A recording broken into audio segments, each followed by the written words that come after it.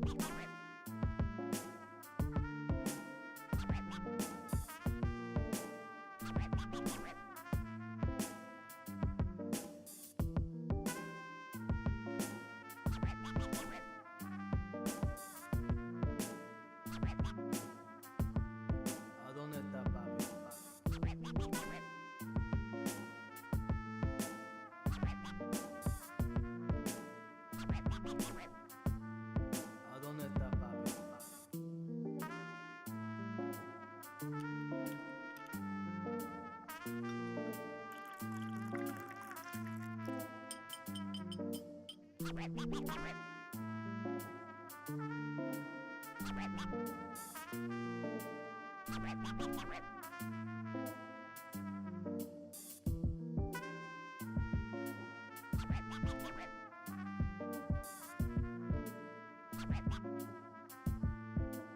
está papi?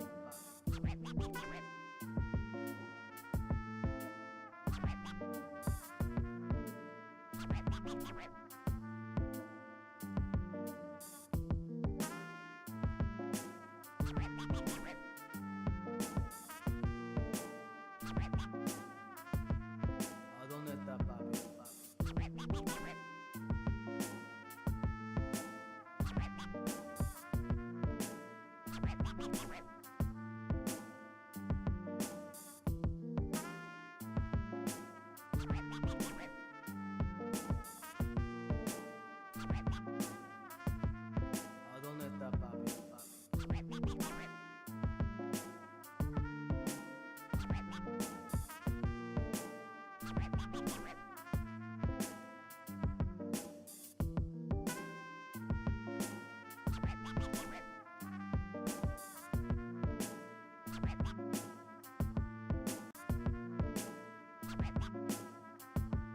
¿A dónde está papi?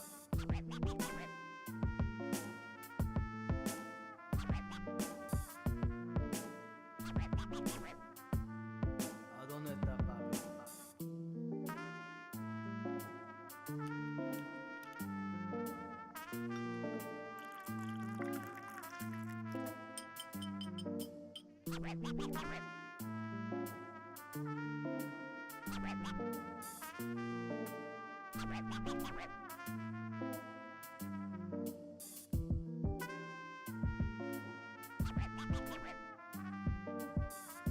¿A dónde está papi?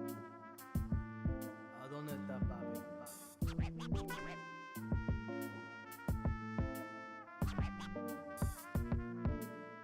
Welcome to the Wednesday stream. I hope everyone's having an awesome Wednesday morning.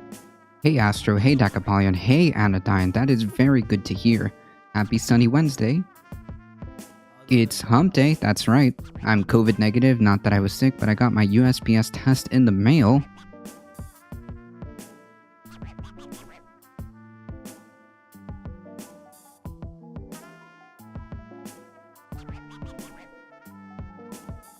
Thanks, Jack. ¿A dónde está papi?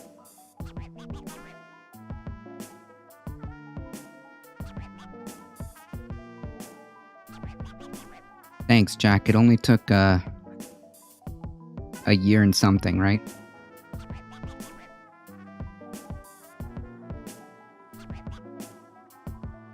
¿A dónde está papi?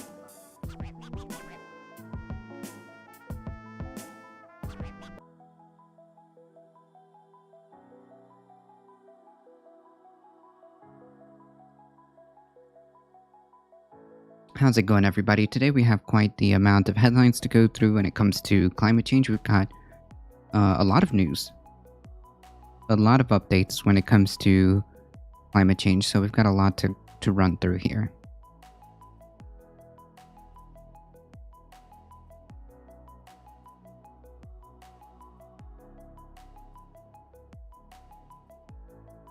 It is hump day, which means it is Friday Junior. Friday Eve.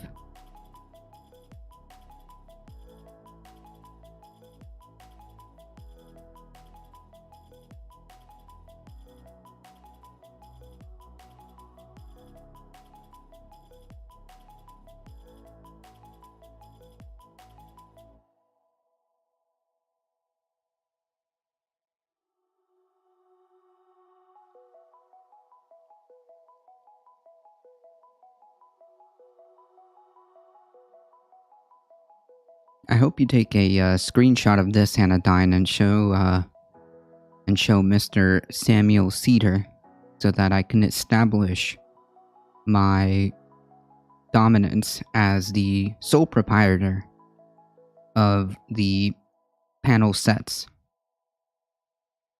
I think it is abundantly clear. that I have the alpha set, and I think there's no discussion there.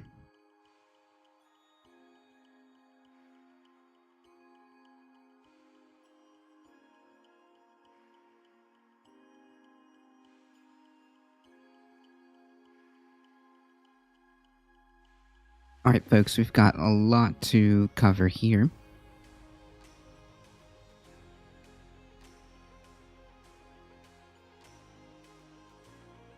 Hey, here's a cool headline. FBI arrests Trump supporter who stormed the Capitol while on bail on attempted murder charges. Jesus. A January 6 rioter who stormed the Capitol while he was out on bail on an attempted first-degree murder charge was arrested by the FBI on Tuesday more than 10 months after being identified by online sleuths. Can we take a second to acknowledge the fact that online sleuths are doing or have been more effective at identifying these folks than the FBI themselves, and then the FBI, or I guess DHS or whoever was in that hearing, has the audacity to ask for more funds. Hey Heat, how's it going? I knew it was you in the newest Bullprog 1/2 video. Pac-Man stealing credit for your theft. I agree. Me and Pac-Man's legal team are in touch. Not good. Not good.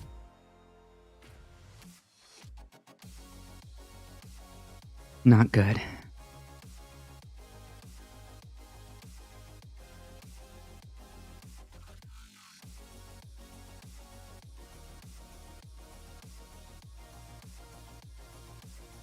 I did post a ton of articles. That is true. Especially when it comes to like climate change. We've got a 4 articles? Jeez.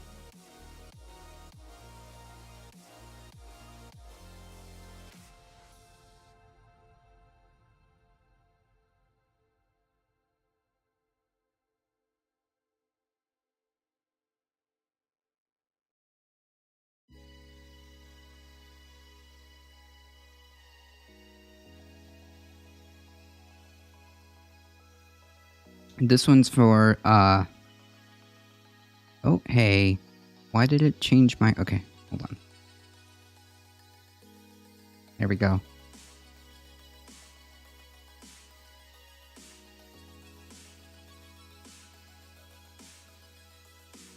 Let me make sure I got my thing. Hey Thundera, how's it going? I passed my test and my GED finally. Well, that's awesome. Congratulations.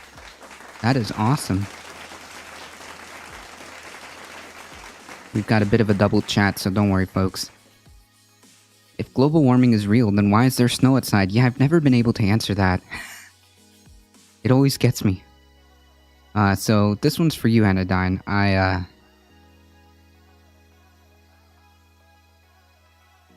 I think this one is appropriate.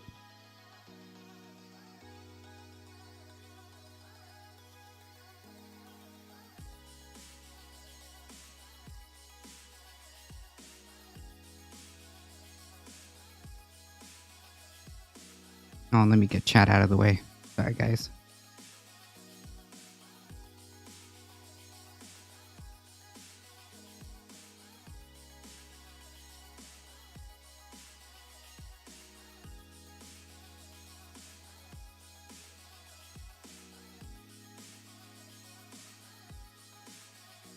The panel war? What? Okay.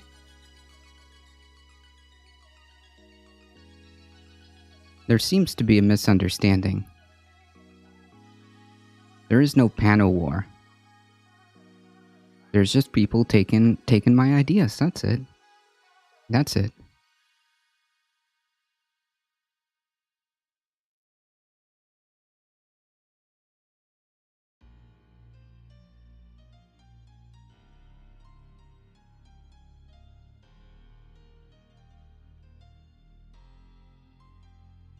I stand by that.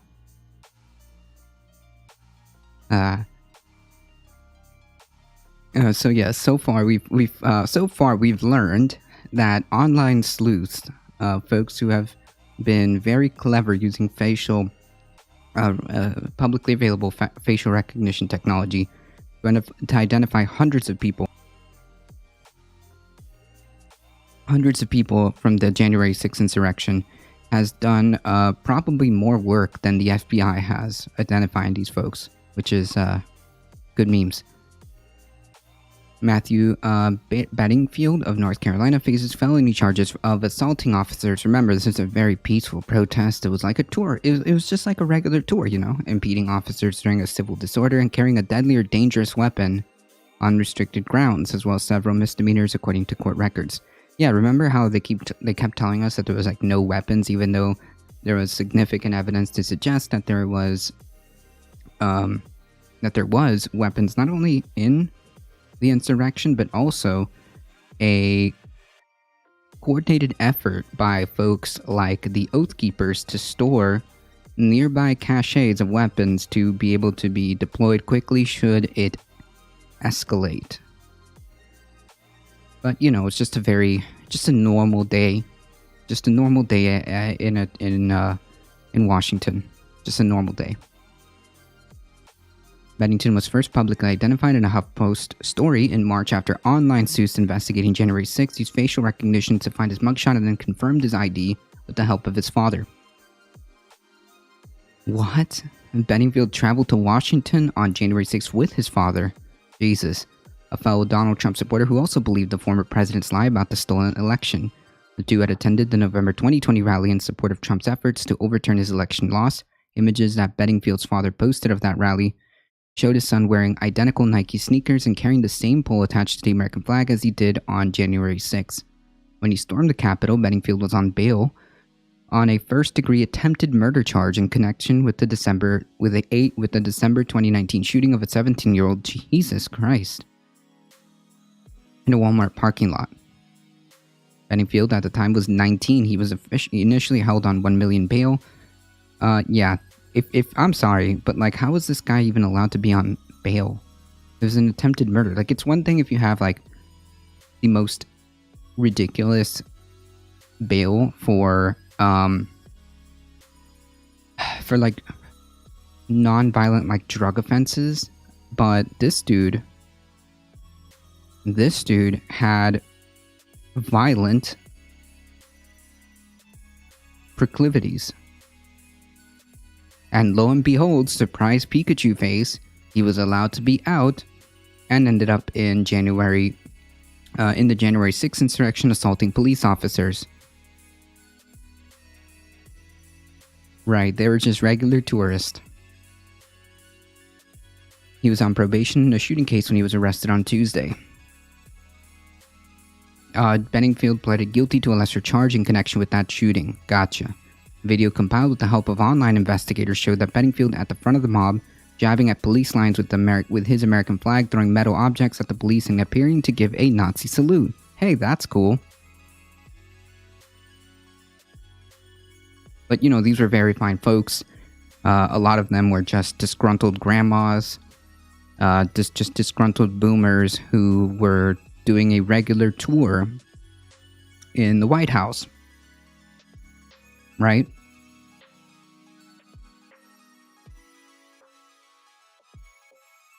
Hey, Ashley Bean, how's it going?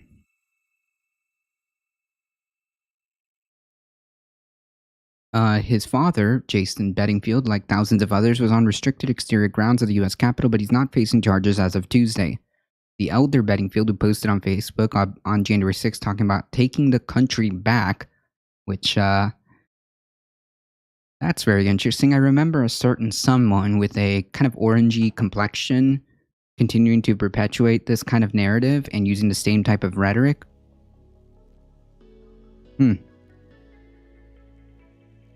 Interesting. Disgruntled jet ski dealership owners are people too. And can be seen hopping over a fence restricting access to the Capitol grounds while carrying a pro-Trump flag. An affidavit signed by FBI Special Agent credits citizen investigators in the Huff Post with identifying Benningfield and uses nicknames that was given by online sleuths tracking his movements. Benningfield was associated with two hashtags Soggy Kid Insider and Nazi Grey Hat, possibly because he appeared to be making a gesture that's commonly associated with Nazis. He was doing the Sieg Heil. He was Sieg Heiling. That's what it is.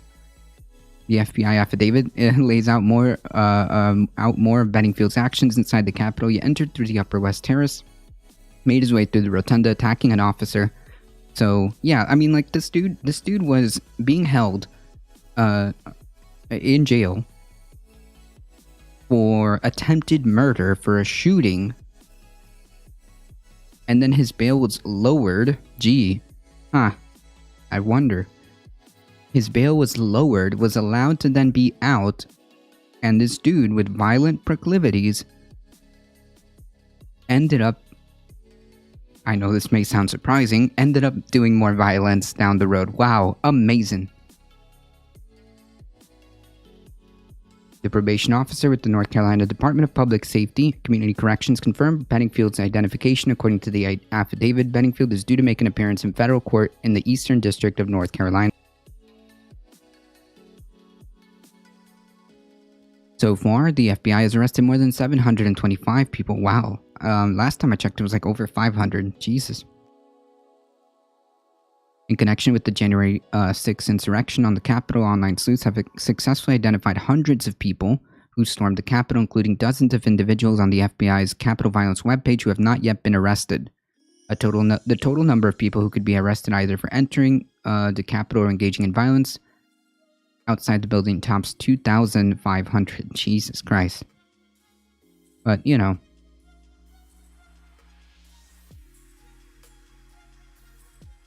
All it was is just a bunch of disgruntled jet ski dealership owners and tourists, right? And grandmas. And grandmas.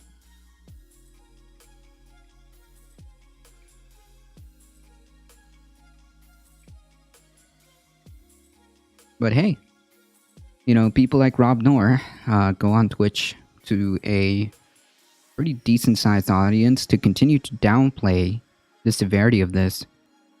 And keep calling it some type of, like, riot.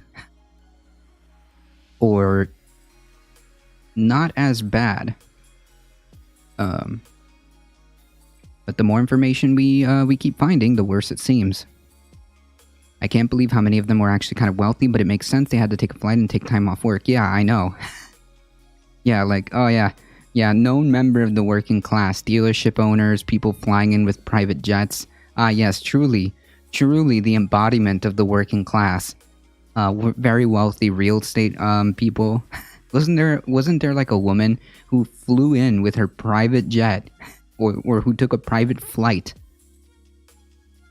into DC? Truly the embodiment of the working class.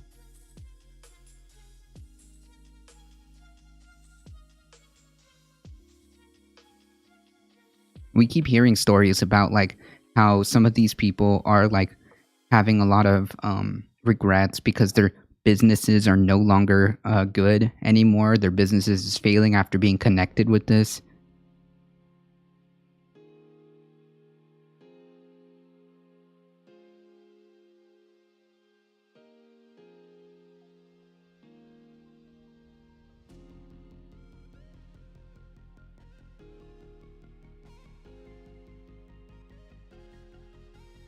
I'm pretty sure I read a story about a woman who flew in with her private jet. Now I gotta find it. Hold on.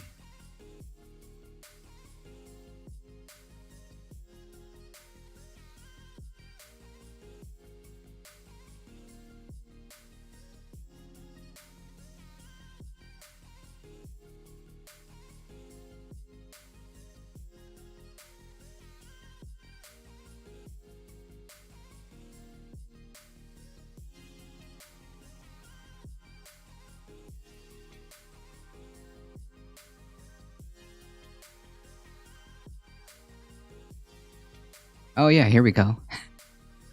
Here we go. Look, the embodiment of the working class right here.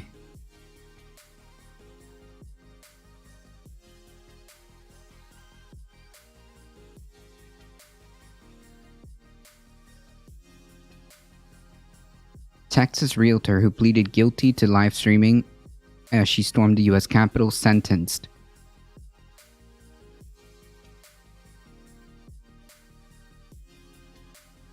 Authorities say that Ryan took a private plane with others in Denton County and shared pictures of her going inside the Capitol during the siege. There you go. Look at that. Truly an embodiment of the working class when you take a private jet. A private plane to go do an insurrection. Good memes.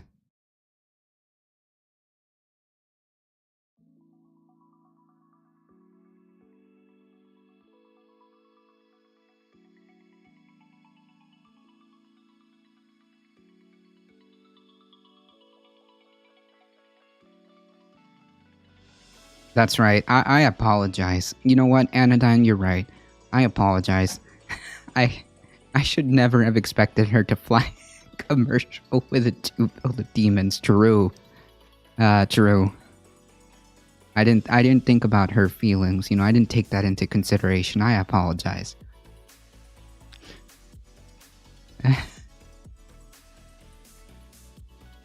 Mitch McConnell rebukes RNC for censuring party members investigating the violent insurrection. Mitch McConnell criticized the RNC for censuring Representatives Liz Cheney and Adam Kinzinger over their work of the House Select Committee investigating the January 6th attack, which he characterized as a violent insurrection. Wow. That's a first. That's a first.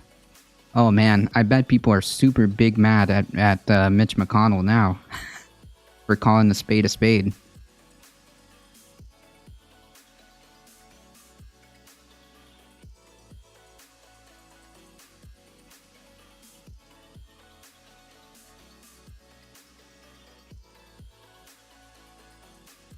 Oh, it's okay. That's I've got a kitty cat in studio today. She's currently sleeping on the ottoman over there.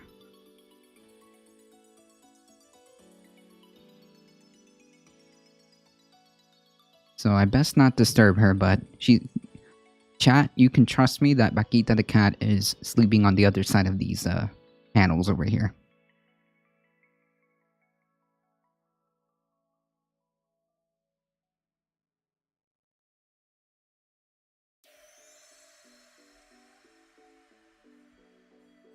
The Senate Minority Leader said it was not the party's place to single out members over their views. Speaking with reporters outside the Senate, Senate Republicans' closed-door weekly lunch, McConnell rebuked the RNC for its characterization of the deadly riot at the Capitol as legitimate political discourse. Yeah, there was a deeply disturbing notion coming from the Republican leadership that deemed or even entertained the idea that what happened on January 6th was legitimate political discourse. So in other words, what they said was that we're okay if we don't like the results of the election. And it's telling basically that it's essentially from now on, it's basically a free-for-all, right? If I don't like the results of an election, then I guess it's legitimate political discourse to go do an insurrection. That's basically what they're saying. This is coming from Republican leadership. This is not something that is just a one-of. This is not just an outlier. This is not just, oh, well, there's just the fringe elements of, the base. It's just fringe elements. No. This is the Republican leadership, the RNC, basically characterizing an insurrection as legitimate political discourse, which is obviously and should be deeply disturbing to everybody. Because then I guess it's a free-for-all. If you don't like the results of the election, an insurrection is legitimate political discourse.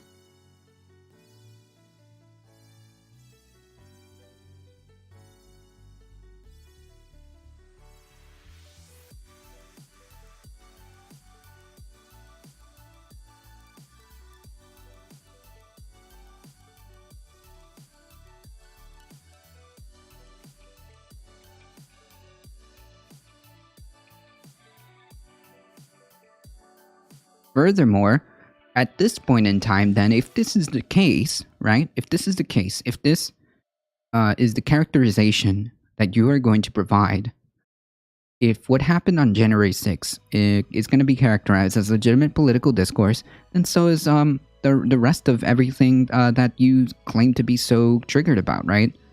So we can't use the 2020 riots anymore as whataboutisms. They are now legitimate political discourse.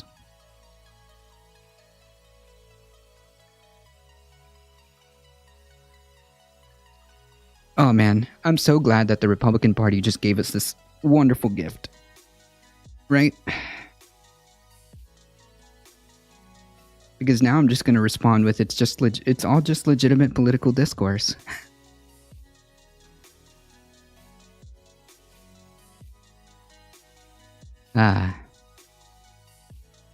Quote, let me give you my view of what happened on January 6th. It was a violent insurrection for the purpose of trying to prevent the peaceful transfer of power after a legitimately certified election from one administration to the next. Yes.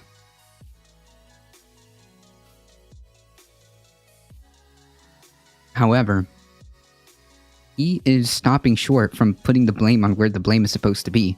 It is true that this was a violent insurrection for the purpose of trying to prevent the peaceful transfer of power after a legitimately certified election from the Trump administration to the Biden administration. Come on, let's be very clear about who was there, about who egged who on, and what their intentions were.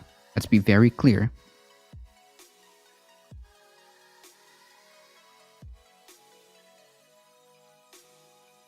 They're so scared of their base, that's why, maybe.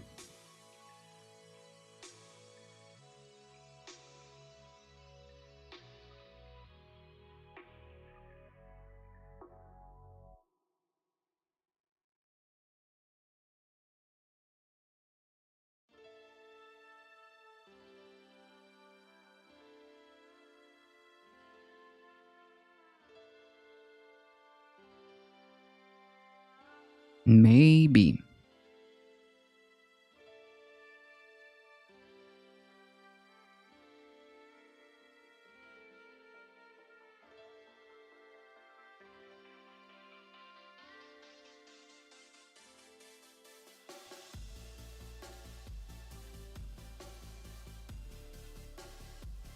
Tucker wants to be president so badly. Really? Do you think that? I don't know.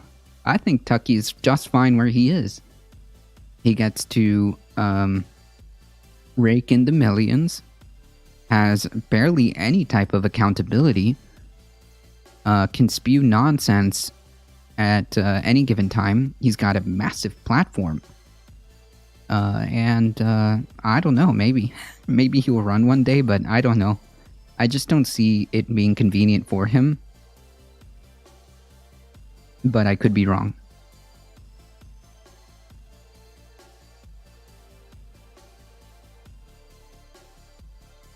I just don't imagine seeing a Tucker Carlson candidacy.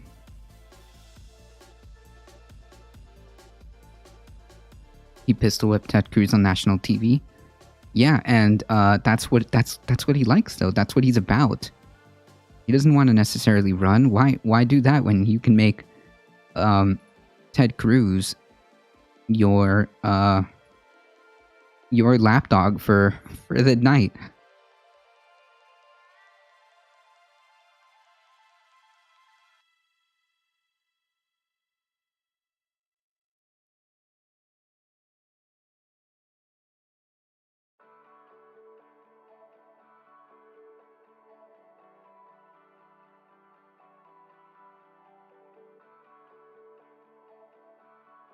Well, that's true.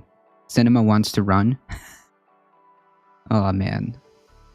I mean, I don't think she has any type of legitimate support to win a primary. I don't think she has enough support to win a primary.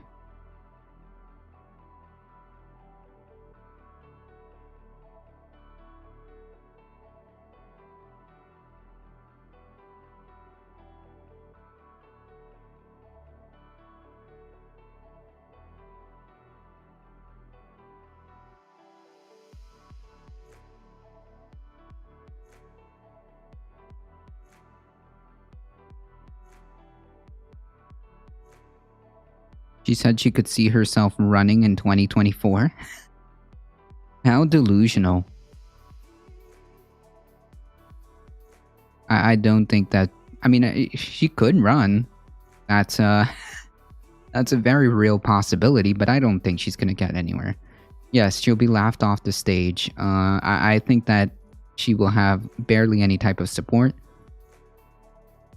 She barely has any type of support within Arizona.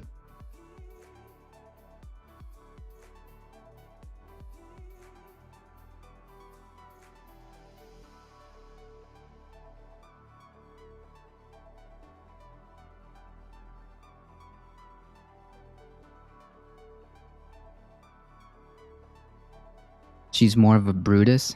You think so? I don't think she's gonna run.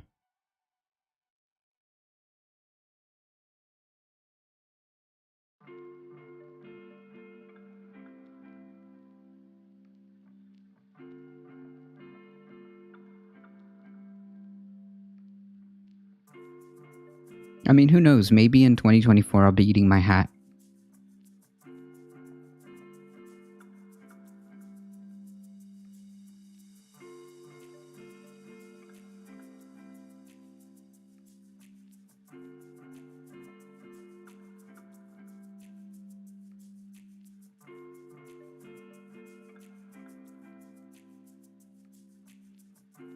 I think she's rounding up all donations from these billionaires and companies because she keeps voting for them. Yeah, but... True. Maybe.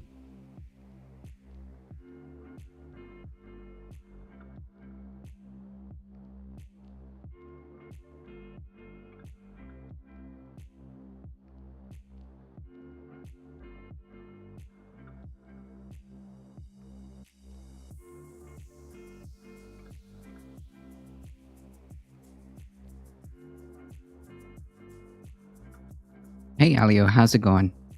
One second, folks. I think we've got a cat who wants to go get out. Hold on, folks.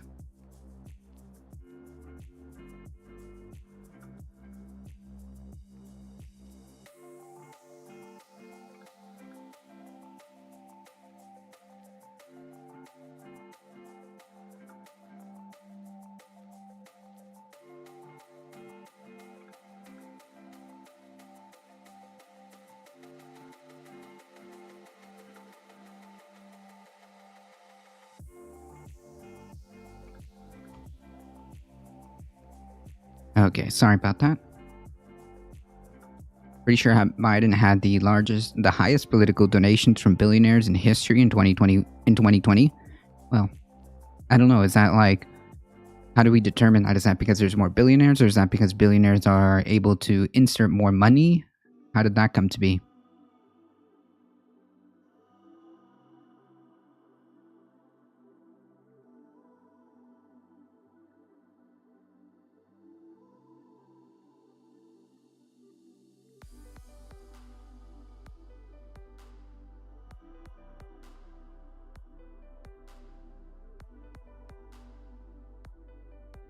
It was like a record? Gotcha. Dollars don't always equal votes. She's not liked even in her own home state. That is very true. That is very true. Plus, I don't think she has like the same national profile. Other than people are like super mad at her. So...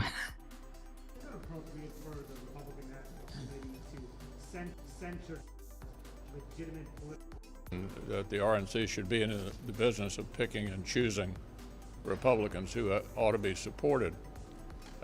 Traditionally, the view of the national party committees is that we support all members of our party, regardless of their positions on some issues. Do you have confidence in her, Ronna McDaniel, as chairwoman of the committee? Censure two sitting members of Congress and also use the words legitimate political discourse when talking about January 6th. Well, let me give you my view of what happened January the 6th. And we all choose a view of after that's what it was, what it was a legitimately certified election for the purpose for the purpose, we're here. We view of what happened January the 6th, and we're here. We saw what happened.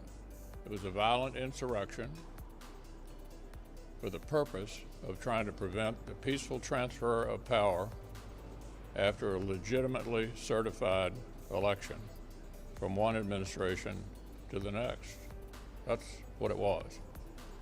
With regard to the suggestion that the RNC should be in the business of picking and choosing Republicans who ought to... Not down. Yeah, that's as high as it goes. Basically, the TLDR of this, hey, just got here, what's the situation? Well, we've got Mitch McConnell officially saying that on the censure of these two Republicans, that, well, the realities of what happened on January 6th are crystal clear. It was a violent insurrection for the purpose of trying to prevent a peaceful transfer of power after a legitimately certified election from one administration to the next. That's literally what happened. She can't garner enough votes on a national level. She alienated both Democrats and Republicans. Yeah, I don't see her having like the national platform to be able to push for a legitimate run at the election, at the presidency, I should say. I agree.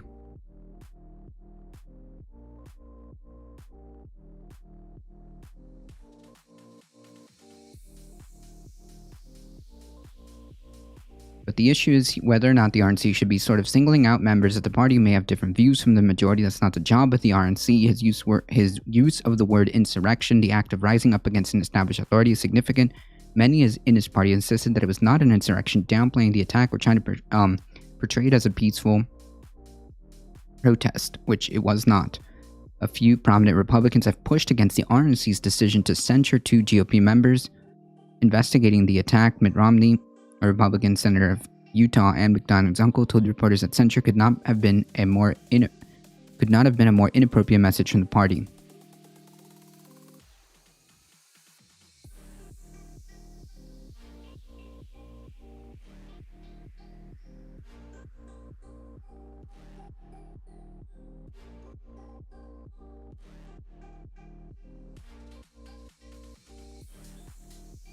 McConnell, who blocked initial efforts to create an independent bipartisan commission to investigate January 6, has signaled that he sees the party's focus on defending Trump and the insurrectionist supporters staged followed the 2020 elections as a distraction. He and some fellow Republican lawmakers have aimed to shift the focus to the midterm elections this year. Yeah, that's also like a good point. Like, no, not even close. Mo man, not even close. Not even close. Not even close. Not even close. Nice try, though.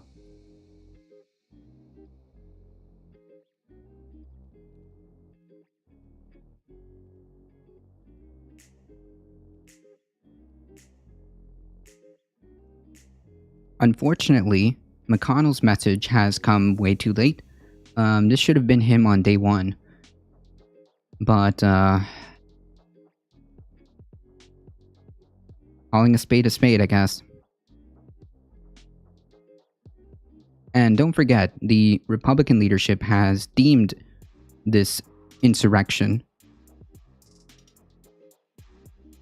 legitimate political discourse.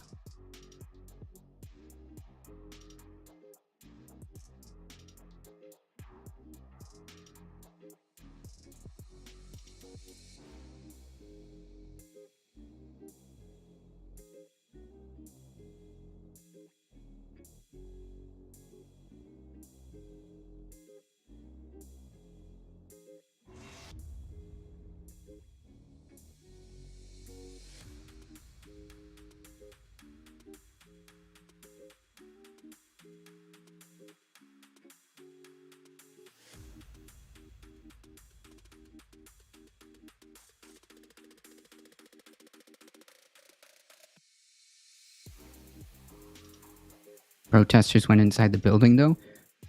Okay. Literally not the same thing. Literally not the same thing as a legitimate insurrection. Okay, but you're doing whataboutism, dude. And you're trying to compare... You're trying to compare a protest versus an insurrection. Do you understand the difference between a president of the United States inciting a riot that turned into an insurrection over a obviously patently false basis?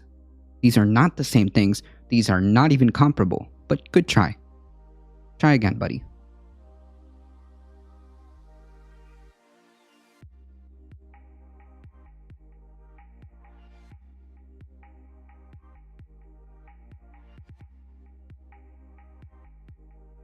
No, they're not mad because Biden hinted at Trump's arrogance. They're mad because Trump lost. That's it. That's it.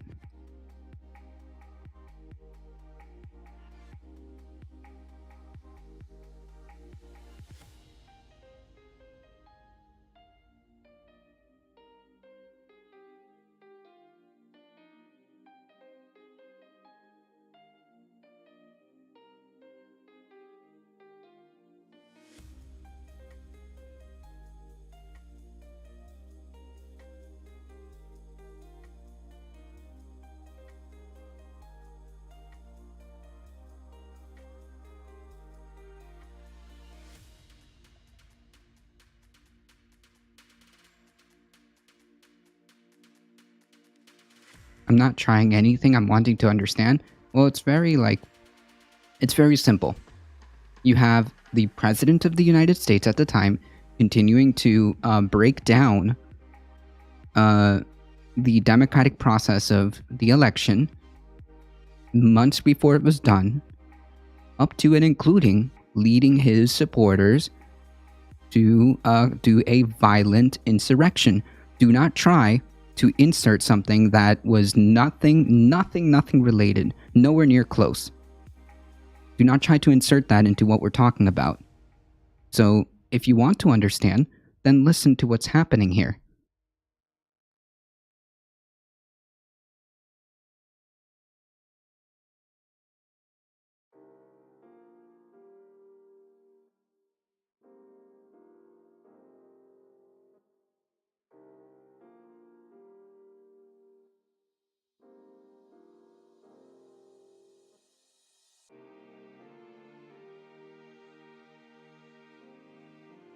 Threatening political leaders is hardly protected speech, correct.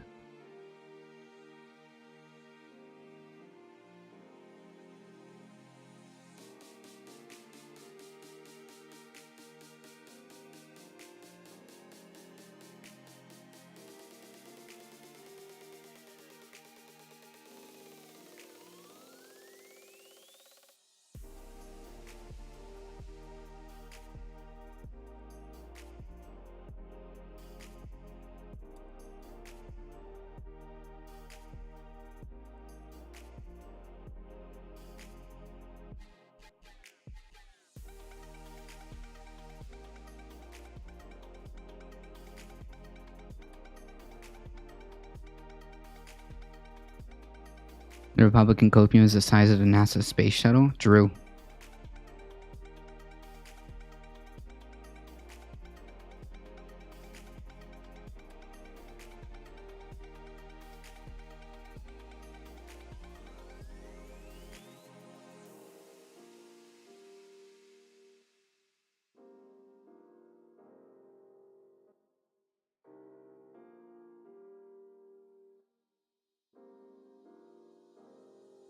If the Republican leadership wants to categorize what happened on January 6th, it wants to categorize an insurrection led by the former president, or egged on, or encouraged, or incentivized by the former president.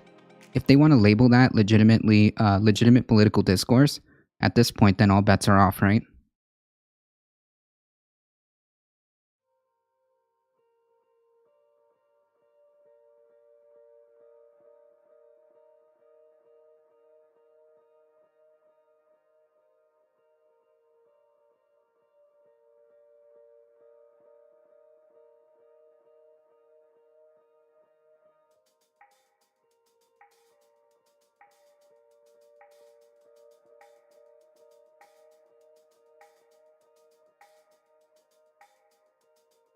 And I think that type of language, despite what they're trying to say, I think that type of language is going to justify further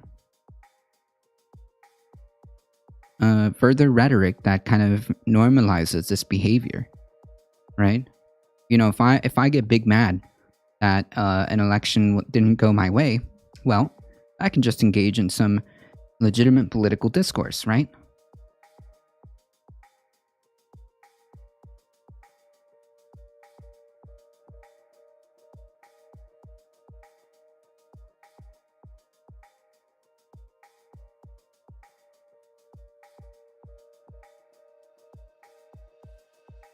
Good memes.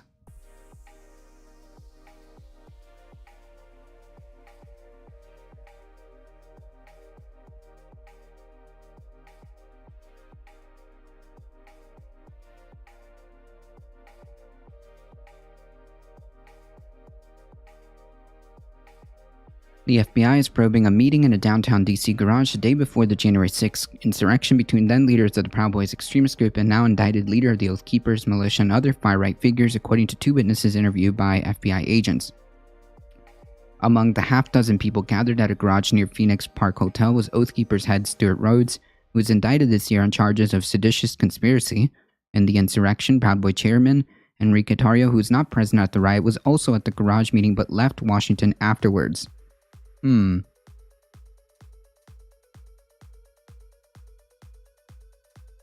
this guy go on a, this is why you can't trust these people. This guy went on a media interview trying to say like, well, you know, I wasn't there. I didn't know. I wasn't involved. You know, I was doing my own thing. And if I was there, I would have tried to stop them because violence is bad and whatever. You see, this is why you can't trust these people. He failed to say that he was there the day before, meeting with the head of the Oath Keepers.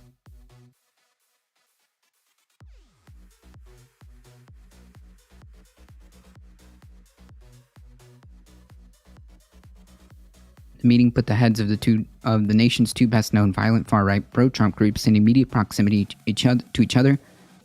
24 hours before the breach of the Capitol, the 3 attendees or their representatives contacted by Reuters that they did not discuss matters related to January 6th.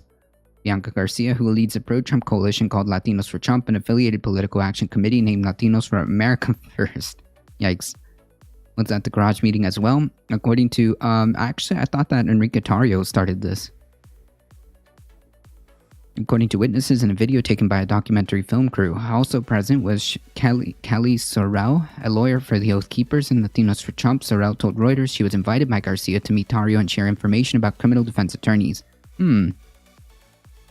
Criminal defense attorneys? Why? That's very interesting. She said her role in the meeting was brief and did not concern plans for the next day. A U.S. House Representative Committee is investigating the January 6th riot in which supporters of then-President Trump sought to block Congress's certification of Joe Biden's election as president. The committee has subpoenaed on the phone records of a photographer who accompanied Tarrio to parts of the garage meeting. Tarrio told Reuters last month that his meeting at the garage with Rhodes was unplanned and not significant. Yeah, it's all just coincidence, folks. It's all just coincidence, right? You know, it just... Nothing to see here. He was inside that parking garage, and then he shook hands with Rhodes solely to be polite. He's here. I'm not going to shake. I'm not going to not shake somebody's hand. He has denied any Proud Boys planning ahead of January 6th, which we know that's a lie. Reaching again in January, Dario said he would not answer further questions. I usually speak to all reporters. He texted back after one question, but when they become conspiracy theorists, that's when I sever ties. Interesting. I know these are white supremacists, but I can't help but laugh and picture those Boy Scout outfits. Yeah, they're pretty cringe. That's usually when I sever ties. He stepped down as Proud Boys chairman earlier this year. An attorney for Rhodes, who's being held pending trial, emailed Reuters that there was no coordination between Rhodes and Tarrio. I don't know. You seem to be lying about a lot of things. So, I'm gonna press X to doubt on that one. The FBI's investigation of the meeting has not previously been reported, nor have the circumstances of the gathering. A short clip of the gathering has appeared in a British Channel 4 documentary last year about the Proud Boys, spurring some chatter on Twitter. Michael Simmons, who was present during part of January 6th with Rhodes, said Rhodes had not mentioned meeting with Tarrio. When Reuters told him of the meeting, Simmons said he was shocked because he said Rhodes had been critical of Tarrio and the Proud Boys. Why would you meet Enrique in a fucking parking garage who has not been charged? It just blows my mind, huh? Federal prosecutors have charged multiple leaders of the Proud Boys and Oath Keepers with playing leading roles in the mayhem of January 6th. Tarrio has not been indicted in the case. The Proud Boys is an all-male group that encourages street brawling against leftist protesters and calls itself Western chauvinist. Oath Keepers wear military-style uniforms, train in military tactics, and often carry firearms in operations.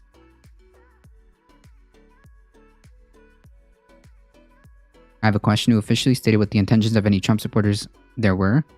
What? Are you okay? It was themselves. There's literally hundreds and hundreds of video evidence. What are you talking about? They documented it themselves. It was all over the place. We watched it live.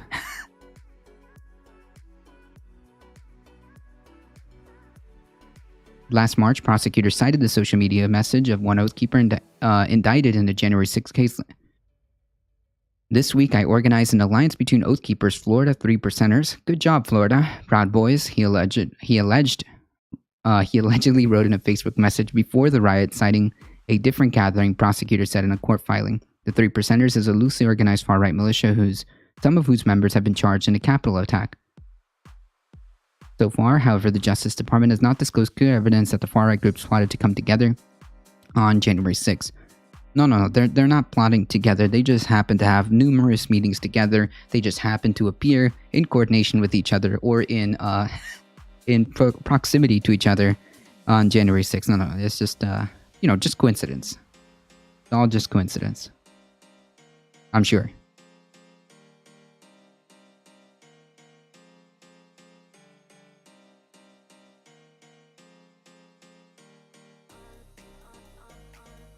Afternoon on January 5th of 2021, Washington teamed up with Trump supporters preparing for January 6th when Congress was scheduled to ratify Biden's presidential victory at the Capitol.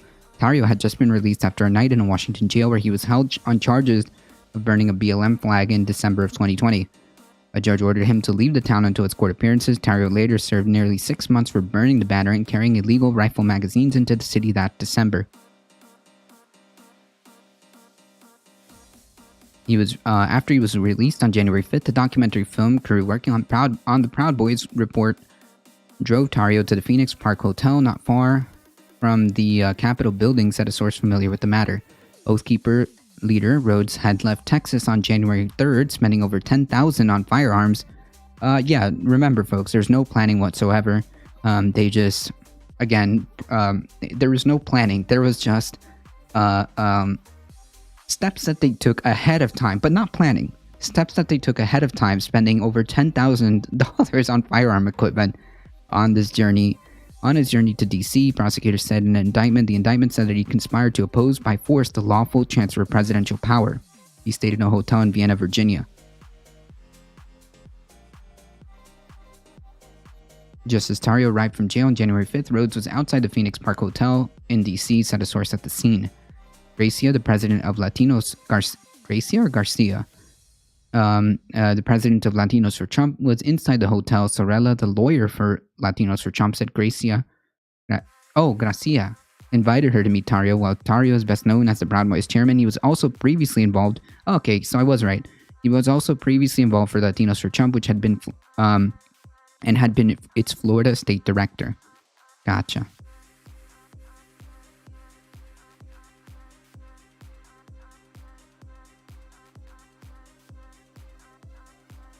Oof, are you okay, buddy?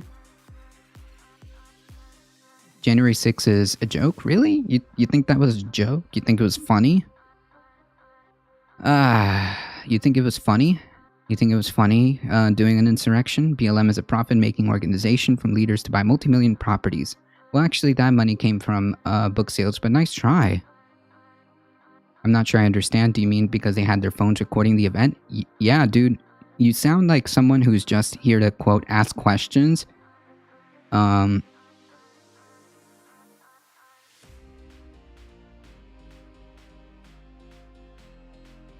It was all over social media, including Facebook, Twitter. Right, trying to overthrow the government is hardly a joke. Yeah, but these people don't see it as such. This person over here is like deluded beyond help. MRD Books is like in another world. Like they live in a legitimate alternate reality. That's what's happening here, Kinetic Pause. Yeah, it's all recorded. Exactly, Thundera. It's all recorded. You can look it up yourself, Mo Man.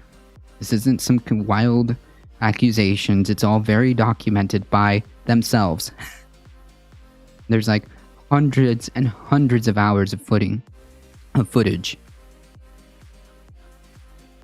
No, what I mean by just asking questions, I mean like you're not asking questions in a.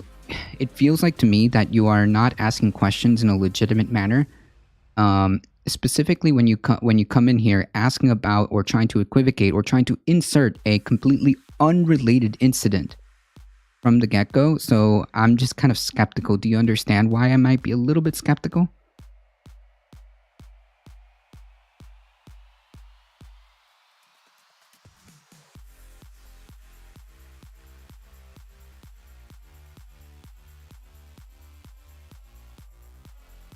The asking questions in a manner to learn is definitely not the problem. Is definitely not the problem.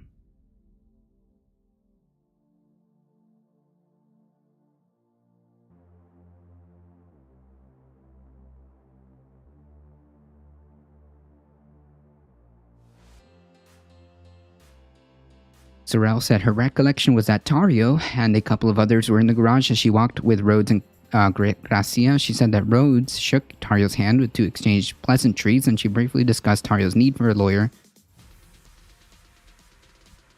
Tario's need for a lawyer in the DC criminal case for which he had been arrested the previous day. She said about 6 people were there. Latinos for Trump had not been accused in the January 6 violence.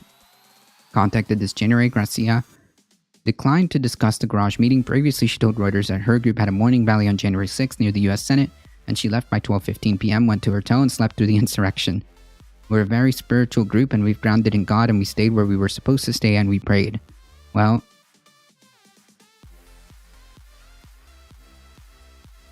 Sorrel said she too went to the morning January 6th rally by Latinos for Trump, where she spoke, as did Rhodes, Sorrello, and Simmons.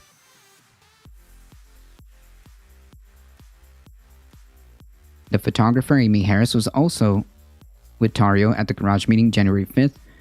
Sources said Harris, who originally specialized in photography for music concerts and festivals, had shifted to protests in 2020 and began focusing on Tario and the Proud Boys. The House committee has subpoenaed Harris's phone records. She's suing the January 6th committee to block the subpoena. Harris's work documented Tario through the remainder of 2020 earned her Tario's trust as a journalist and, accordingly, the trust of the members of his group. Harris and her lawyers declined to comment. Sorrel said the garage meeting left her puzzled, and she is unclear why it was held. She said the meeting was not necessary as she had already shared information about possible lawyers with Tario and others. There was no reason for him to show up, and there was no reason for me to be there.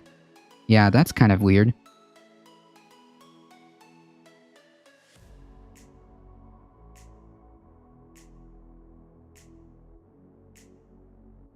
Well, I don't think that they're asking questions to undermine truth or start fake news. I don't think that that's why they're asking questions. You know, they're just what we call jacking off, JAQ. We're just asking questions. When in reality, it seems to me like there's plenty of places where you can just kind of get this information. There's a load of document evidence. Yeah, just curious. There's a load of documented evidence of a conspiracy to interfere with lawful governmental processes. Yeah, it was all over. Like, I watched this live. Yeah, I guess a weird way of going about it, like clickbaiting, maybe would be the word. I don't know. Maybe. Either way, what I'm trying to say is it doesn't feel genuine when your first interaction is to try to insert another unrelated incident and then try to kind of make the implication, insinuation that they are even the same or related? That's a little bit weird. The documentary film crews from a company called Saboteur Media gathered snippets showing Dario, Rhodes, and Garcia standing in the garage, but does not have audio, according to a source familiar with it. Reuters has seen a picture of the participants standing together at the garage. Yeah, so if there was no reason for him to show up, and there was no reason for, this person to be there, it stands to kind of like, it begs the question, then what else could they be? What else could they be there for except to coordinate whatever is to share details or plans? You're talking about January 6th. Yes. That's literally the only thing I'm talking about is the insurrection on January 6th. Yes.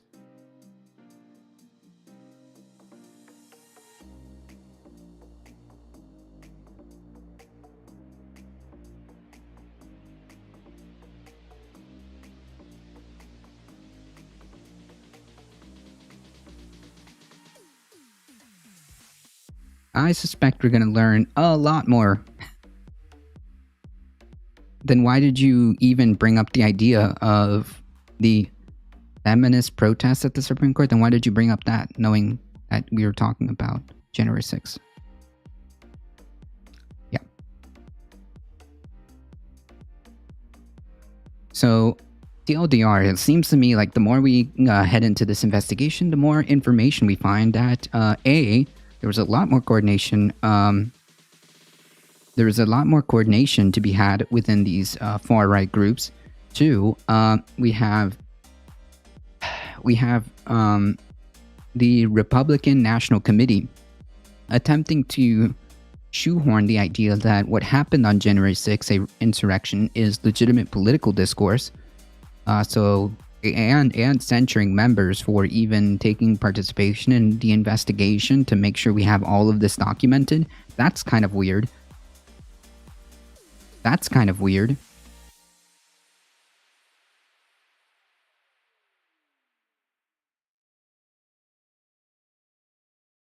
Wrong. This was this is very well understood. I don't think that you can both sides this. It was very clear what happened. There was an insurrection that was incited, that was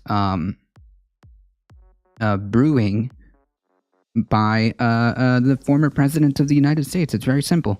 Very simple. There was nothing else to it. There was a president of the United States who continued to talk about how the election was going to be rigged beforehand, how there was no way he could lose unless it was stolen, how the processes of democracy and the electoral system was rigged, how the judges which he lost over 60 court cases, that's all rigged. Talking about Republicans who dared to go against him are the enemy. Nah, fuck that. I'm sorry, fuck that.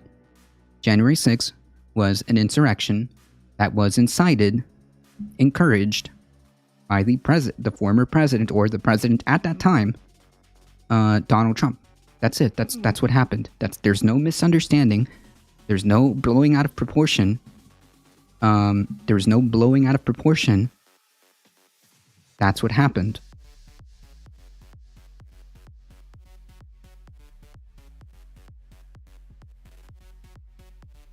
There's hundreds of video footage that you can watch of their own documentation of this from their own phones, that you can watch what their intentions was, all the violence that happened.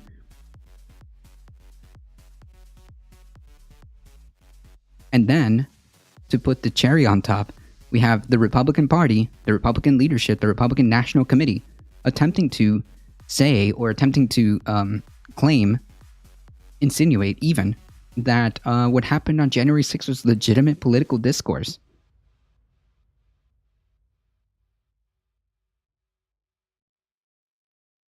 The Republicans and the right are trying to jumping the Trump ship and changing what they say about January 6th because they know the truth is coming out. Well, I think that they know. There's just no way. It's all over the place. There's no hiding from this. There's only downplay. For months, we've heard, oh, they're just tourists. Oh, they're just grandmas. Oh, they're just, protesters who were upset. Nah, fuck that.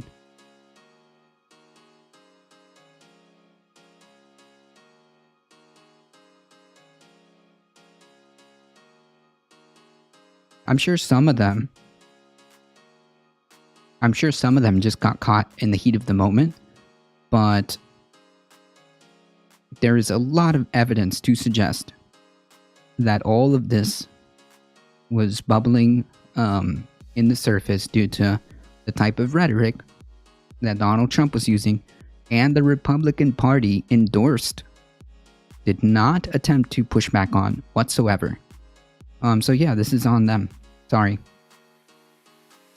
If you want to live in a world where you think that this was blown out of proportion, then you are just not willing to see what happened.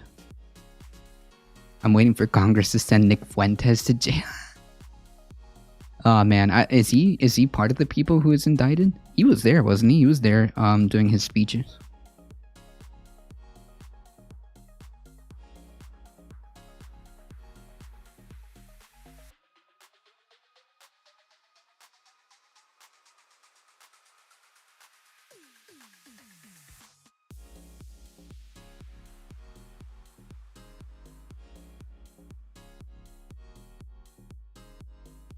Sorry to break it to you, my friend. There's no downplaying. There's no blowing out of proportion or misunderstanding what happened. It's very clear what happened. Crystal clear. Crystal clear.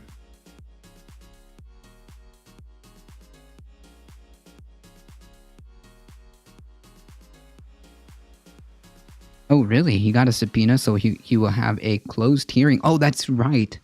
That's right. I remember now. He was too poor. I think he didn't have enough money to fight it. And he made a whole like big deal about it. He didn't have enough money to fight it, and he's like, "Well, I have no choice."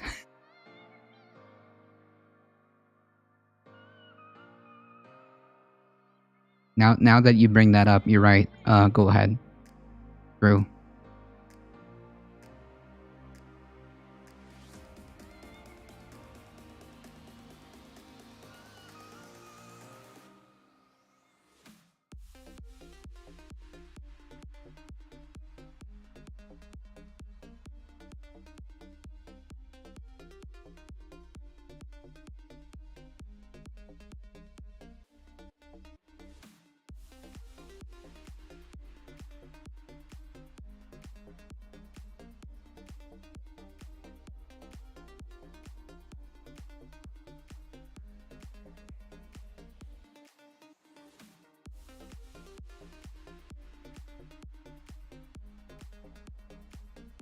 Yeah, so I'm sorry, but nobody's gonna tell me. Nobody's gonna tell me that I didn't see what I didn't. Nobody's gonna tell me that I didn't see what I saw with my very own eyes, and nobody's gonna tell me that it was blown out of proportion or misunderstood with what I saw in with my very own eyes. So no, thank you. I'm good, thank you.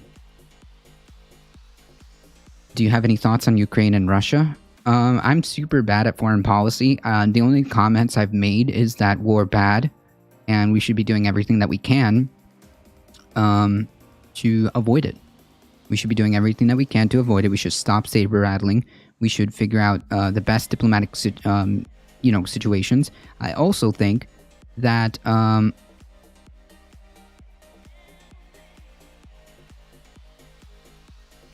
no, it's just that somebody isn't living in reality and the other person is. That's it. It's not about getting anywhere. It's not about getting anywhere. I saw what I saw. I literally saw it live. You just want to downplay it. That's really what your goal is. But nice try, dude. You're welcome to check out all the video footage. You were there on January 6th, though? No, not literally. I was watching live streams from all over the place. I was actually streaming on January 6th. We were going to cover the speech, which then turned into the insurrection. And we watched it unfold with multiple live streams. We were watching. We were basically piggybacking off other live streams.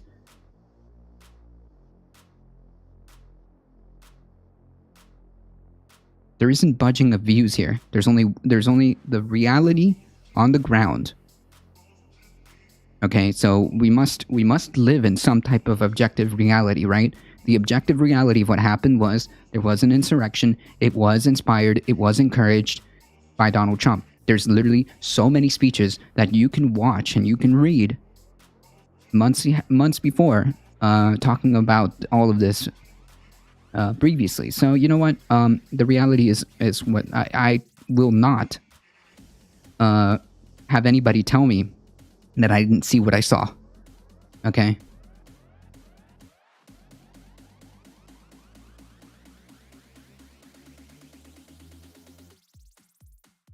Simple as that.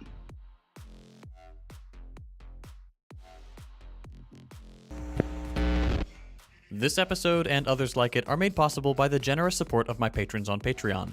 We just did a major overhaul of our patrons. Oh, Hitler gave speeches that empowered people to do terrible things. Trump did the same. Yeah, it's all he's like, it's all stochastic, right? He didn't tell anybody never to do an insurrection. He just kept giving everybody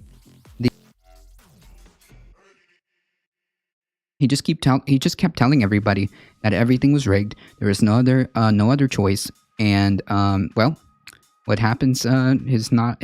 What happened. I did see video peaceful people walking in, police officers letting them in. Wrong. By that time, the police officers were already breached. They couldn't do anything about it. There were so many people that they couldn't do anything but. You could see protesters in those videos behind the police line already. There's nothing they could do. And yeah, sure, you could say that there's people telling people to be peaceful, but the reality is it wasn't, okay? Oof, yikes. So we're doing the whataboutism. Remember how I told you that you look like you came in here with bad faith intentions? And remember how I thought it was really weird that you came in here trying to equivocate completely different incidents? Remember how I kind of caught that from the beginning?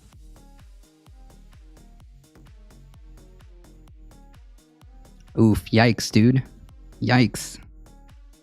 These quotes were from pre-BLM, by the way.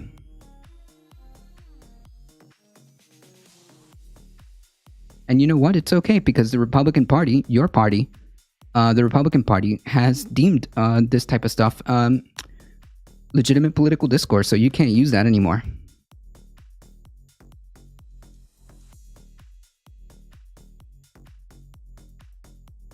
You can't use that anymore.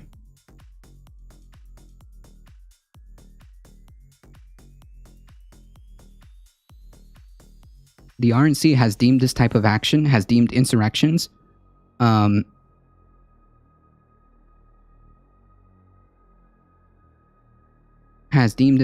legitimate political discourse. So, boy, dude, that doesn't matter anymore to me. Nice try, though.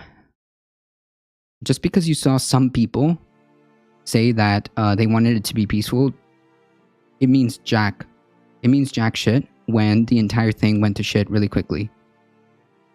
And you have months of Donald Trump, the president at the time, telling people it was going to be rigged. If he lost, it was going to be because it was the only reason that Donald Trump would ever lose is because it was rigged. So how do you think that sits with people who are already having the preconception in their heads? Like, how do you not see this? How do you not see this?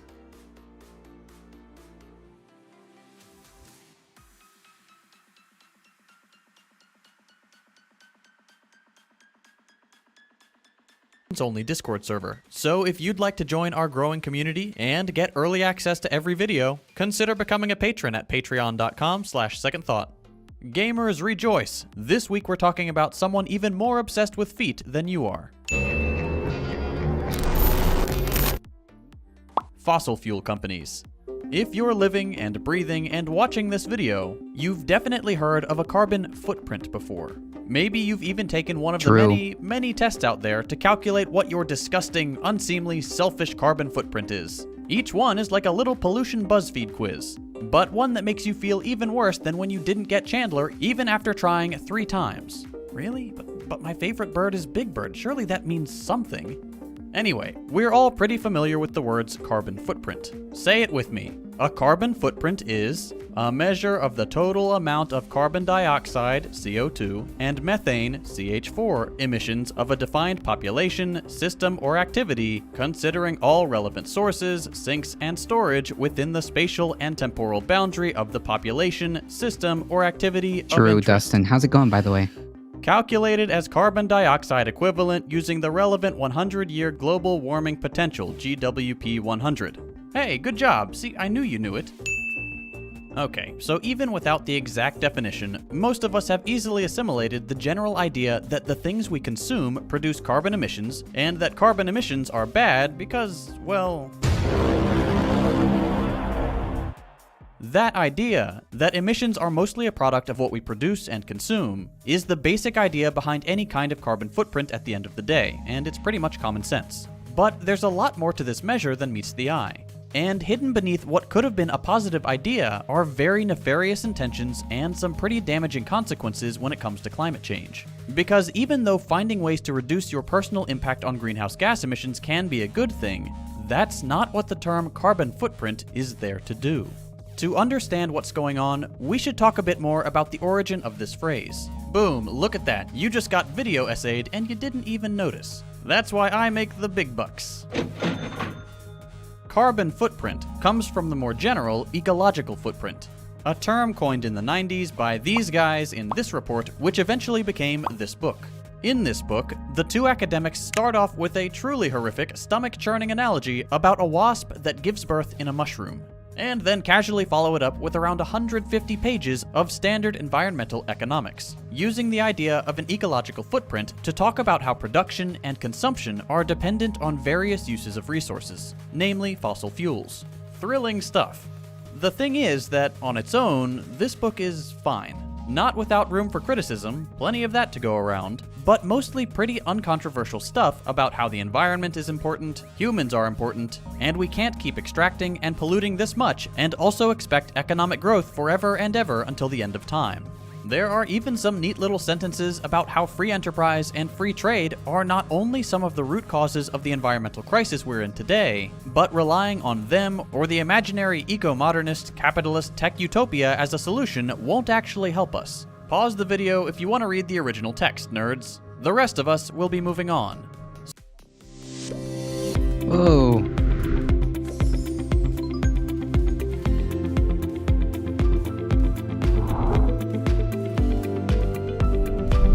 That was a appropriate ad. Nice. So, if this book is mostly uncontroversial, and Nearly its done use with of the phrase antibiotics, gotta be back to ecological normal footprint is digestion. fine, Well, that's awesome. That's good to hear, my friend. Hope you're feeling all right.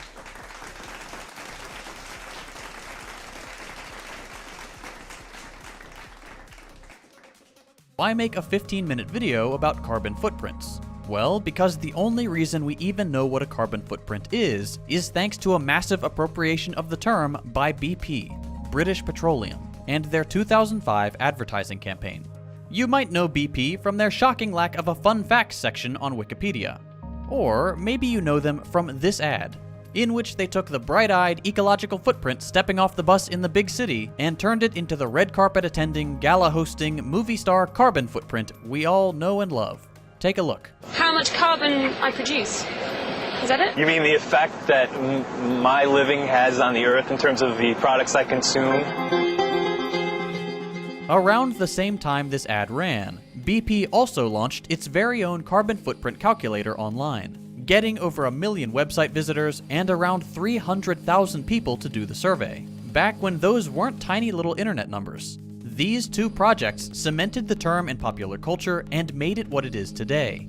At first glance, and to much of the consumer market, this was a revolutionary ad campaign and a shocking stance from one of the world's largest producers of fossil fuels. You have to understand that this was not how the oil business was done. That's good to hear. Healing is going well. Hopefully I've gotten better with my water pick at preventing gum disease so I won't have to do this again. Jeez. Yeah, people really don't, people sleep on the dental. Dental could be so, it is so important. And,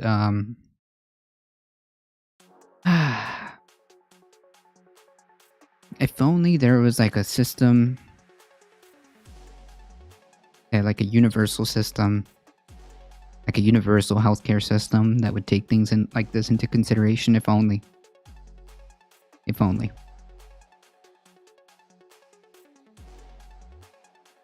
Mom never made me brush my teeth, and I'm sure paying for it now. Dental health is so important.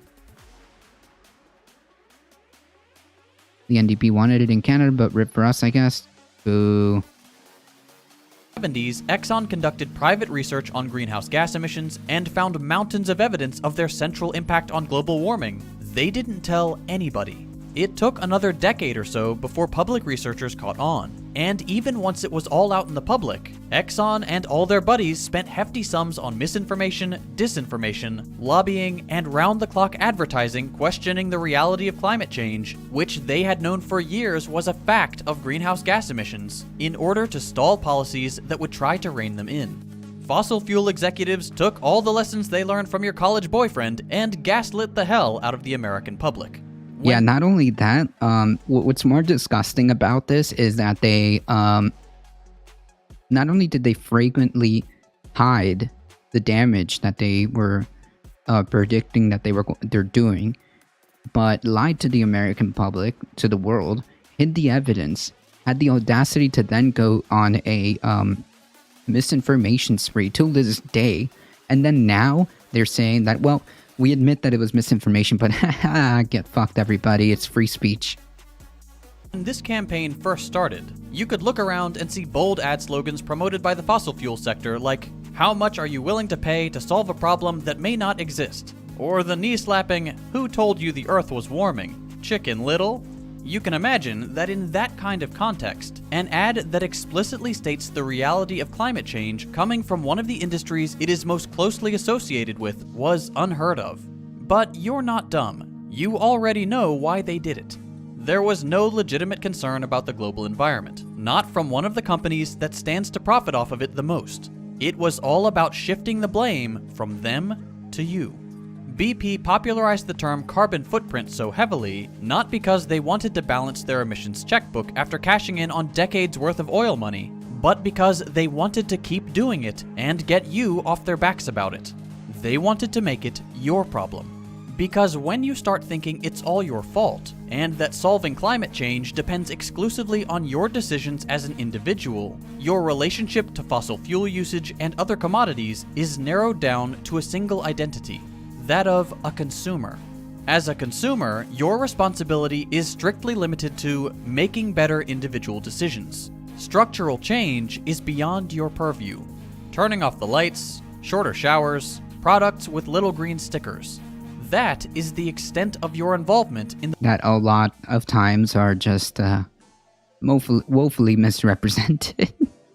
Or what they mean by green is that they have shifted said emissions elsewhere and are not reporting that. Yeah, this is all one giant scam to keep these companies profits. That's what they want. That's what they care about. That's the only thing that they're interested in, is producing results for their shareholders. Nothing more, nothing less. They do not care about your health. They do not care about the environmental impact that they have because they believe that they're going to be okay, and they only care about keeping that profit machine turning. Hey, Siscat, how's it going? Howdy, howdy. Make no mistake that that's literally the only thing that drives them is that dollar sign. That's it. the fight against climate change. In that framework, oil companies are just middlemen between you and the thing you want. If you just didn't want it, they wouldn't be there. It's so simple, and there's nothing wrong with that argument. But there is the opposite of nothing wrong with that. There's a whole lot wrong with that, actually. You're not just a consumer. And even if you were, you don't make decisions in a vacuum. For starters, it would be impossible for you to simply make better decisions and reduce your carbon footprint so meaningfully. And also, like, how, even if we grant that premise, how are we supposed to make choices when a lot of these companies have spent an unbelievable amount of money misleading the public? How are we supposed to make good choices when we can't even see the correct information And after they acknowledge that they've been misleading the public for decades at this point, 40 plus years, they just say, yeah, it's true. We did do a lot of misinformation. We did mislead the public for decades upon decades. We did actively and are currently attempting to stop any type of action against climate change whatsoever. But you know what? At the end of the day, it doesn't even matter because it's free speech and we don't care. Canada doesn't have government dental care and prescription drugs for similar reasons why US doesn't have single-payer healthcare. That's true. That it would quote-unquote solve climate change on its own. Even if there are things that are technically up to you, some of those choices you have, you just can't reasonably be expected to make. Take cars, for example. You'll often hear things about how emissions from transportation are one of the biggest sources of emissions. And while that's true, though pretty insidious depending on how you calculate it, in a country entirely designed around car use, with little to no public transportation, not driving a car makes very little sense for most Americans. Biking, taking the subway, or walking are only options in very few places and for very few people. There is a structural barrier to lowering your car usage that makes that type of consumer decision nearly impossible for most people and incredibly difficult for the remainder. Now, you could switch to electric when your car is near the end of its life, which would reduce your carbon footprint in the long run. But there are structural accessibility issues there too, both in terms of cost and in the lack of charging stations that would make this solution necessarily not apply to most people. Also, Elon Musk is a dweeb and his cars thirst for blood. And of course, even if switching to electric means moving away from fossil fuels as a direct store of energy, your source of electricity will probably still be fossil fuel powered, and the electric car trade-off includes implicating more rare earth metals into your car's production. Right, which Once again, your limitations as a consumer, which would entail again having a closed loop system in place where we can limit this, if not eliminate it altogether. But we're not there yet whatsoever. Hey, thinking Sabercat put a hilarious video from the quartering, literally saying, what? Black is white and Tim Pool didn't do nothing? I'm not sure what Tim Pool had to do with anything. But we will take a look at it since it's kind of January 6th related. 46 pounds. Whoa. Gone, baby. Gone.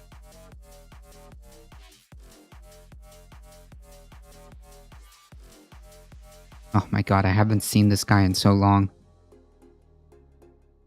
Ugh. mean that things outside your control get in the way of even the best intentions.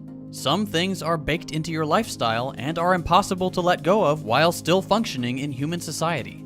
Most people's survival in countries from the imperial core is dominated by the consumption of commodities, many of them highly polluting, and there are a lot of structural factors that make that lifestyle nearly impossible to extricate yourself from or even just reduce. Your choices are so heavily constrained and centered around consumption that making better decisions in that kind of environment usually boils down to spending money on the lesser evil some of the time. That is, if you can even afford to make the most environmentally conscious choice. And assuming that choice even amounts to anything in a world where products are endlessly repackaged and greenwashed to trick you.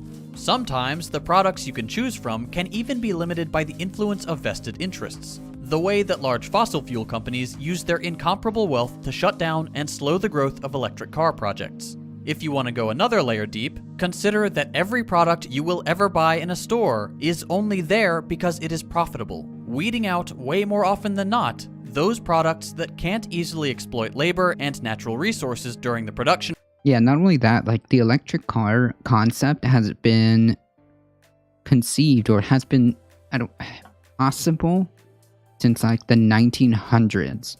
And these companies have done everything in their power to make sure that they are the ones that stay, because at the end of the day, they're encouraged to be the monopoly, right? That's what capitalism's end goal is, usually, is to be a monopoly in anything that threatens competition, because at the end of the day, despite what people say, real capitalists do not want competition. They want the sole market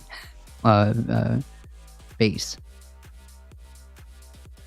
process, and meaning that they will usually have a negative effect on some natural resources because it is infinitely more profitable to pollute than to be sustainable. The bottom line is that if we stay rigidly within the logic of carbon footprints, there are serious limits on what we can do to limit the effects of climate change, which means our decisions will have minimal impact. Think back to the part of the pandemic we called the height of the pandemic, when millions of people were locked in place and we saw a dramatic drop in the use of airplanes and cars. Our carbon emissions dropped less than 10% that year and shot right back up in 2021.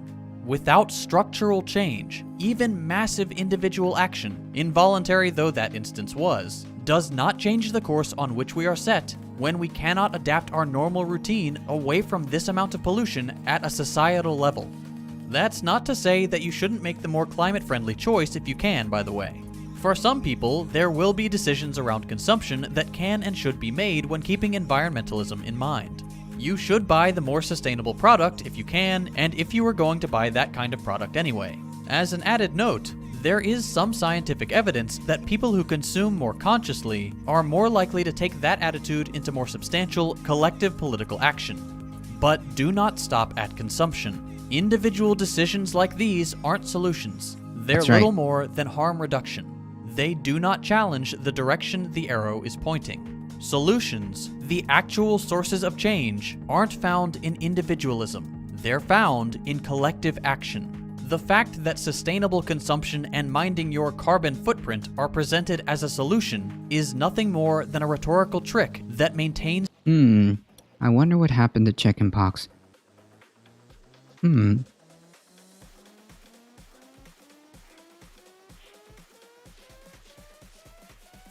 The system of profitable pollution in place.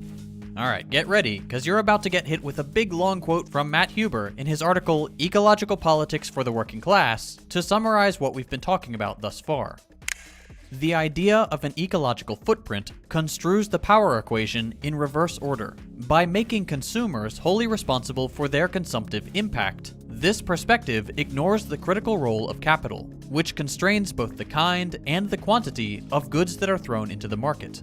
The gasoline in your tank flowed through the hands of innumerable people seeking profit. Oil exploration technology consultants, production companies, I just can't put rig my finger service on what firms, could have happened pipeline to companies, chickenpox. gas station operators. Yet you are the one responsible for the footprint simply because you pressed the gas leading to the emissions? When it comes to consumption, every commodity I has just don't know what users and happened to profiteers the along the chain. chickenpox. We I don't know should why place the nobody bulk of talks about it. responsibility It's on just those so weird to profiting me. from production, not simply people fulfilling their needs. This is not a moral calculus as much as an objective assessment of who has the power along these commodity chains. Of course, we don't want to completely ignore the responsibility of those few wealthy consumers who buy fuel-inefficient cars, eat steak twice a week, and fly excessively.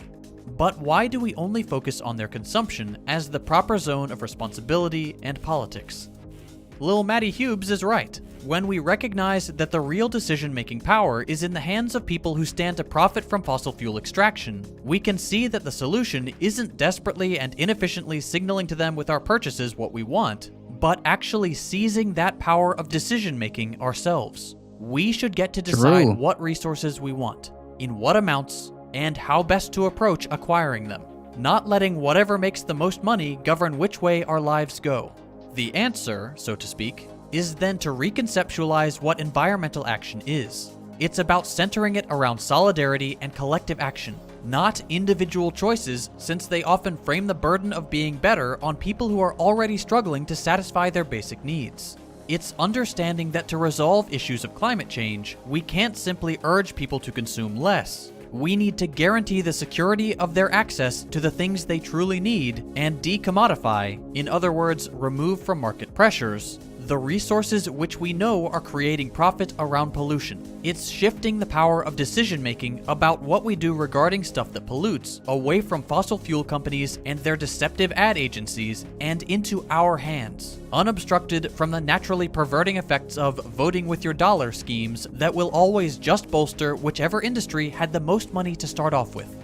Plans like the Green New Deal, which attach environmentalism to a jobs guarantee, to healthcare, to the transition away from fossil fuels and towards renewable sources of energy, do this kind of stuff, though admittedly still within a social democratic framework. As much as possible, we need to make sure that the Green New Deal and other ways to reassert our collective power over our common future are going to be the way forward. It's time to stop taking the bait on corporate schemes like the individual carbon footprint. There is nothing we can achieve alone that wouldn't be better together. We need collective action. I mentioned at the beginning of this video that this kind of content is made possible by my patrons on Patreon. As you can probably imagine, when I made the switch to producing political content, I started getting demonetized way more often, and True. The chickenpox vaccine is a one-time lifetime, and they are not facing a crisis of expiration dates, forcing mass media to say that there's an epidemic of chickenpox. It's very different when it comes to the measles vaccine, which does have an expiration date that creates media crises. I don't know about that. I don't know about that. My whole point is that the reason why we don't talk about chickenpox or don't care about chickenpox, it's because the vaccine basically aided its elimination as a problem. That's it.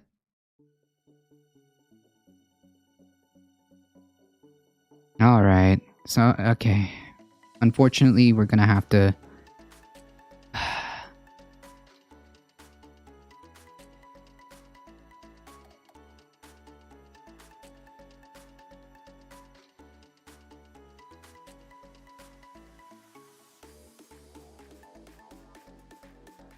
From the quartering, I hope you're having a wonderful day. I know I'm happy to be here at work. It's getting cold outside again. It was nice this weekend, but there was yet another interesting hit piece dropped this weekend, and it just gets completely BTFO'd. Every time one of these clowns from like the Daily Beast or the Huffington Post tries to go after somebody like Tim Pool, my heart is filled with hope because they get absolutely ratioed into oblivion. You know, I could learn a lot actually from Tim. He never really addresses these things when they're written, or when people make videos about him. He just stays focused and stays the course. I'm less good at that. But this one is hilarious. We'll look at the article, of course, but I want to share the response initially to it because that's even more hilarious. And all of that after a quick word from this video sponsor, Private Internet Access. Huge shout out to this Your Data. Don't care. Don't care. Don't care. Who covers misinformation. Again, anytime someone says misinformation, they are more than likely talking about information they don't like. Followed by Liz Finnegan. Liz. So he writes, Tim Pool and his fellow far-right carnival barkers have been working this whole year to sanitize J6 defendants and their actions, as well as their own responsibility in the attacks. Oh, so it was Tim's fault. I see. Tim, who hasn't been out in public in 2 years, is definitely out there fighting for the... What? Does he not understand how, like, stochastic terrorism works? Does he not understand how stochastic terrorism works? Holy yikes, Batman. Okay, so this is what they mean.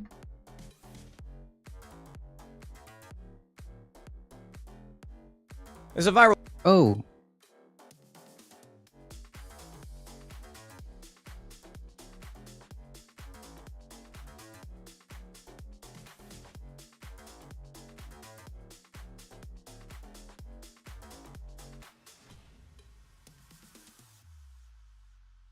Do you think that there may be a little bit of a skew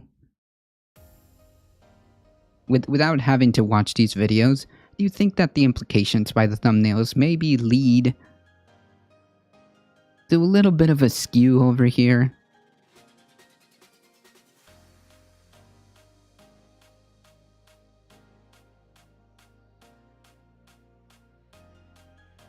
Furthermore, do we want to start placing bets onto when the, because these are just the last couple of weeks, right? 2 weeks ago. How far do we have to go down before we see another, and before we see another Civil War video? How far down do you think we have to go before we see another Civil War video?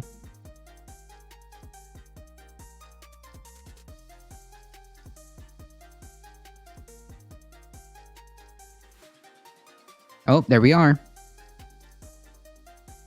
3 weeks ago. Jesus Christ, Tim. First of all, Tim is incredibly dishonest and is not to be trusted despite being one of the biggest political commentators. It is just wild to me how someone like this could be so big. But yeah, we didn't even have to scroll down that far. Look at that.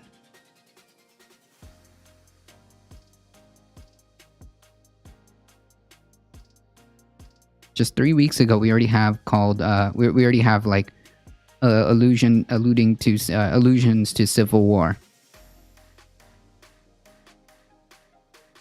Biden DOJ has filed seditious conspiracy charges against Oath Keepers. Yeah, that's because there are significant evidence, because these charges of sedition are very, very politically charged. It is very rare and a lot of times very skeptical of using these type of charges. But in this case, it was pretty much warranted because of the evidence that they had on these Oath Keepers. They had plans ahead of time of January 6th. They had weapons caches. The leader of these Oath Keepers had spent over $10,000 gathering arms and munitions. So, yeah, that sounds appropriate to me. That sounds very appropriate to me. Unlike our friend earlier, who was attempting to downplay the situation. Also, just to be clear, Tim Pool has also been engaging in election misinformation at the same time as well.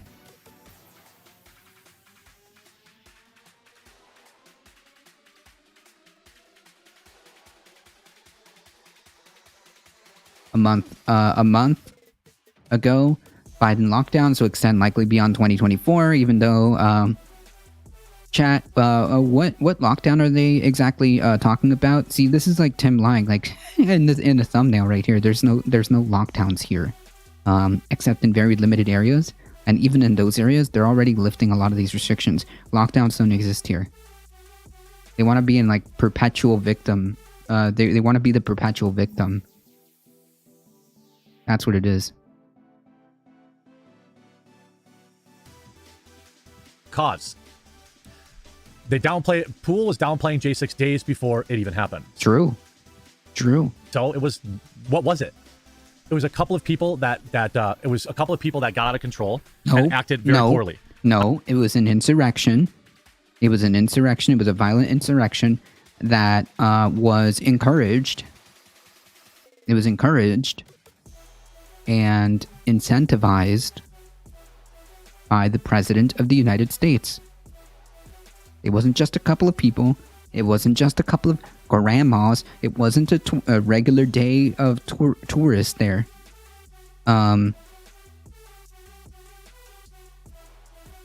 he's doing it right now. He's literally doing it right now. He's downplaying it. He's trying to make it seem as if this wasn't such a big deal. Federal government has no power for lockdowns. It's done on a state or local level, so it's not Biden. Yeah, exactly. So, like, Tim is just lying. There were people in that group that acted poorly. There also were people in that group, in my opinion, that were not good faith actors. We'll put it that way. They glow in the dark a little bit. So he's pushing the conspiracy theory that this was done by the feds, which there is no evidence whatsoever. This is it's a complete conspiracy theory. The only people who are to blame here are Trump supporters and the people who acted a little bit out of order. What he's talking about is the people calling for the death of congressmen, congresswomen, senators, the vice president, people who are calling for the death of that, people who had plans prior to bring weapons. Oh yeah, and here's a convenient fact that he forgot to list too. The pipe bombs that were placed nearby the DNC and the RNC buildings.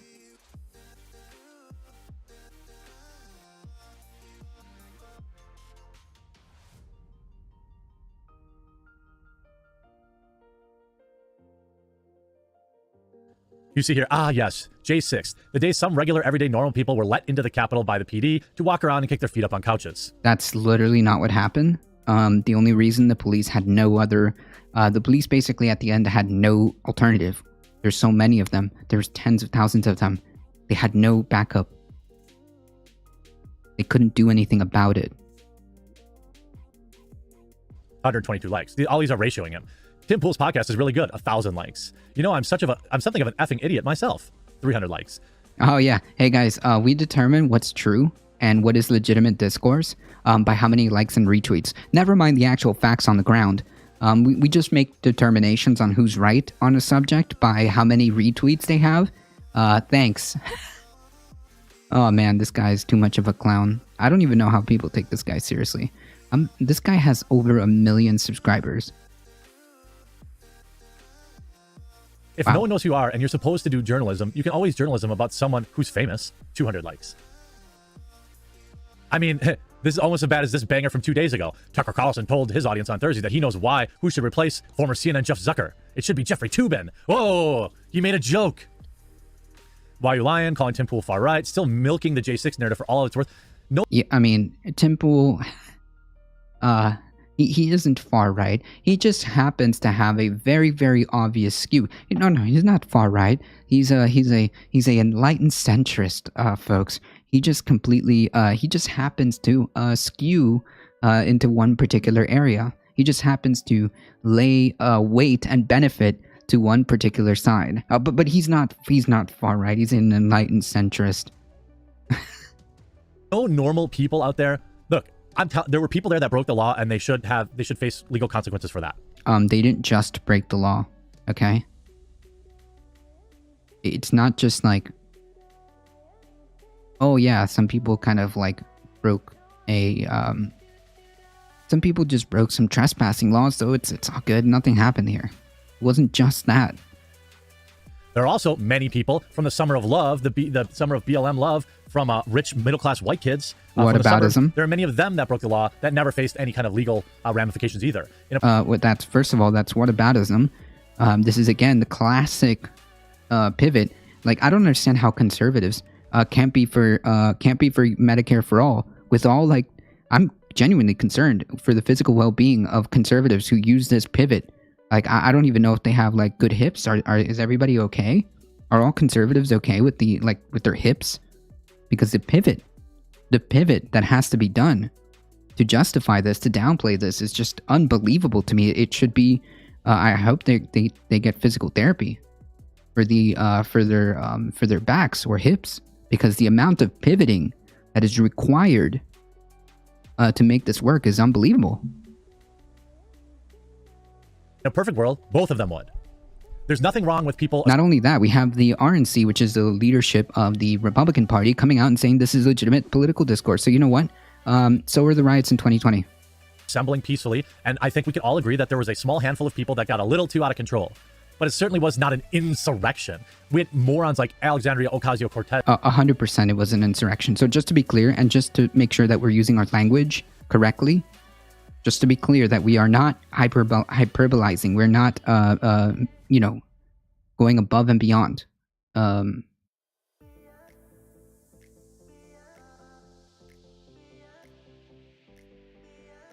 insurrection is a violent uprising, which it was. It was violent. And it was an uprising against an authority or government. That's literally what it was.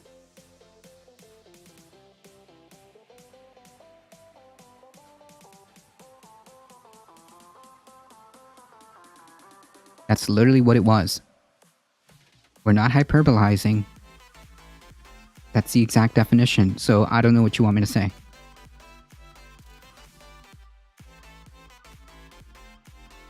I can't believe they always bring legitimate protests like BLM, where they were marching for the right to not get murdered by cops. Well, the thing is, like, they can't justify what happened in January 6th. So they have to basically pivot and do whataboutisms. And furthermore, even the instances that were riots, apparently, according to the Republican National Committee, actions such as these are a legitimate political discourse. So if January 6th is legitimate political discourse, this whole BLM thing in 2020 doesn't even fit anymore. It doesn't even work. Even if we grant credence to their argument, it doesn't matter anymore, because according to them, it's legitimate political discourse. So what's the problem? Was 2-3 blocks away, and she capitalized on it like she was on the front lines on D-Day. Lol, far right. Haha, you are obviously jealous. Pool is a centrist. Now that Luke, he's a crazy one. You should keep an eye on him. He's not a centrist by any means, by any stretch of the definition. Okay? By any means, he's not a centrist. He has a very clear skew, and he always grants credence to a certain side. I mean, there's not a single person, like, who reads these articles? You do, Jeremy. Tim Pool. You do. Pool is literally more politically left than right, and you would know that if you listen to his podcast Wrong. rather than reading the mainstream news. As the mainstream media stokes fear and division, and the government tells us what we must do. Right, Like, now I is ruined this? my YouTube recommendations. God dang it. Now I ruined my YouTube recommendations. I mean, why are they so afraid of Tim? And then they put up this, while hanging out with the leader of the Proud Boys. This is on February 6th. Tim Pool says the J6 defendants shouldn't be charged with crimes because there were no trespassing signs. Well, I suppose I'd need more than 90 seconds, 80 seconds of context. But I also know I saw videos of people getting let in. I also know that we look at this person, Madeline Peltz, getting crushed in the replies too. Who do you write for? MMFA. What's this? I'm probably blocked. No, oh, for Media Matters. Ah, of course. Of course. Of course you write about that. What? First Amendment protesting is covered. It was a public place. Now, I don't know if I would hang my hat on the there were no signs thing, and it looks like clearly there were signs. But, like, yes, these people breaking down windows broke the law. It's just, I mean, they did. They broke the law. Property damage, obviously. They're not walking in the front door, this kind of stuff. But, like, people that, and then these are the very same people, by the way, that said everything that happened in the Summer of Love, billions and billions of dollars. He's still trending. Billions and billions of dollars. Again, with the massive, like, I'm telling you, I don't understand how, like, conservatives aren't for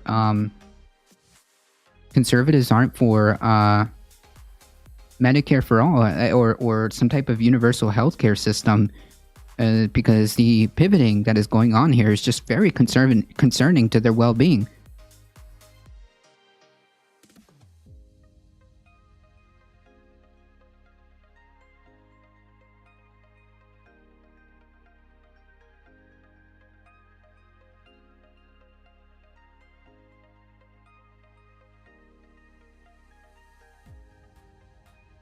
Jeremy doesn't understand the argument from popularity. I think he listens to Sargon. Yeah.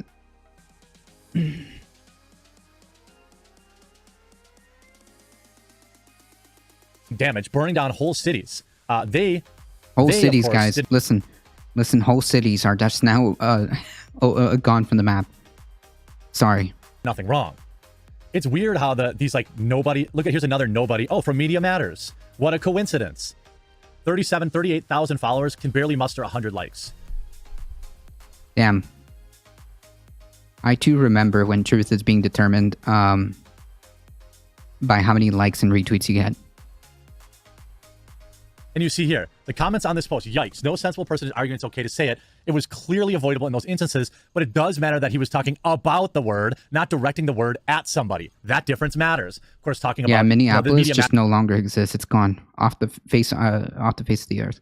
Government supports the position, appealing to... Yep, exactly. Jumped on trying to like deplatform Rogan, and then it goes back to this stupid article that never got off the ground. How coward and phony Tim Pool became one of the biggest political YouTubers on the planet. Is he? He is. Is he one of the biggest yes. political YouTubers on the planet? Yes. I suppose you could make that argument. No, it's not an argument. It's a fact. Turks are pretty big. Steven Crowder's pretty big. And none of them get close to Tim Pool's audience. Ben Shapiro's pretty big. Half the people at Daily Wire are pretty big. Matt Walsh is pretty big. I mean, he's not like he's small. But why do you think they fear him so much? They're still trying to make this pathetic hit piece from August a thing. And nobody cares. And the problem is, there's a couple of... Nobody cares. So then if nobody cares, why are you making a video about it? That's kind of weird. Nobody cares, but also here's a 13-minute rant about something that I don't care about, but...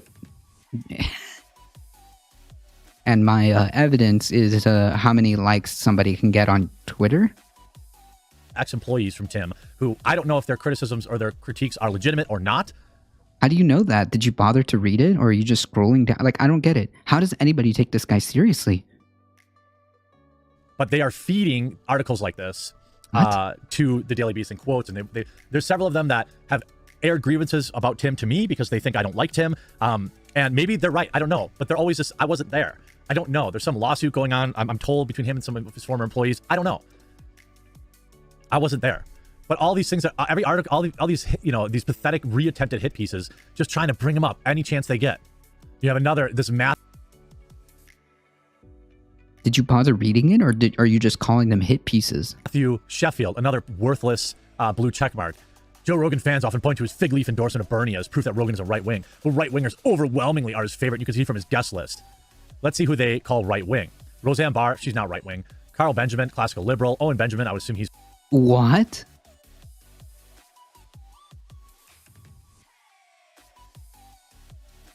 Sargon of Akkad is 100% right wing. What are you talking about? Owen Benjamin? Are you okay?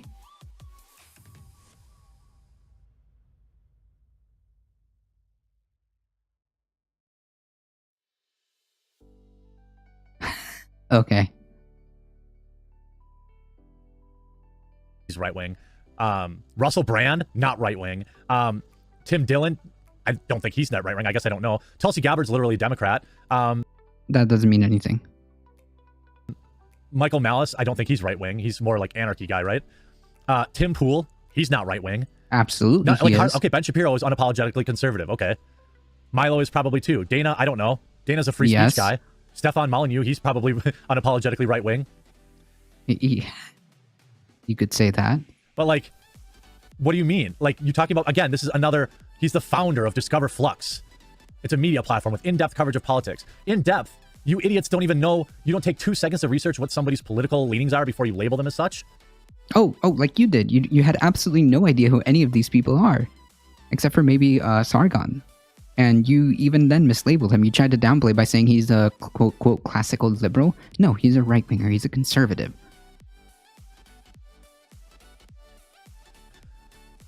And this whole article, I've talked about it before, is pathetic. How is it pathetic? And look at what a coward, a phony, a joke, staggeringly arrogant, totally full of S, not smart, a bumbling doofus. A representative sample of how those who worked with Poole at digital media companies described him. I just wonder how many of them have gone on to have any kind of success. Probably none, right? Okay, and? Tim is arrogant, that's for sure.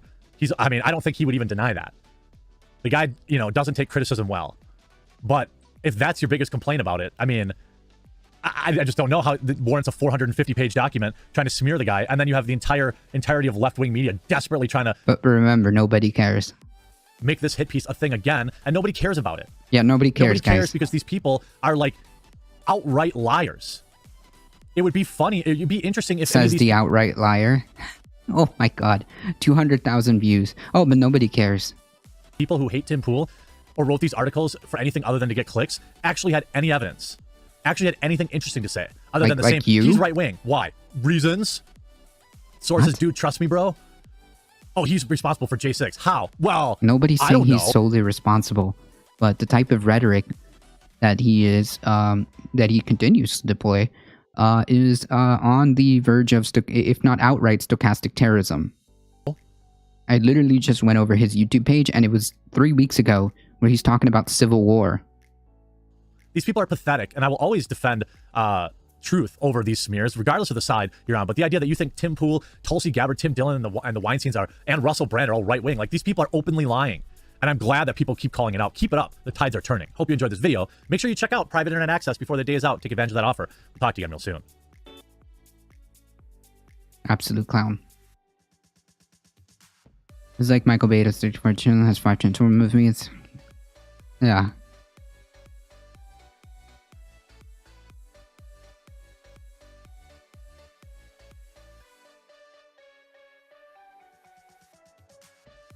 Anyways. Well, thanks, Thinking Saber Cat. Now I'm less smart for watching this video.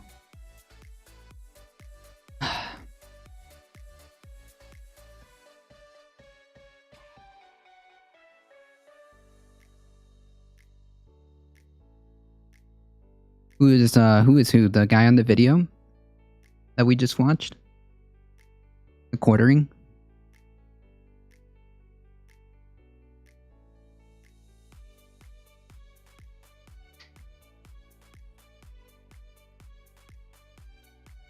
Which burnings to solve the Black Death were popular doesn't mean it was right. Correct.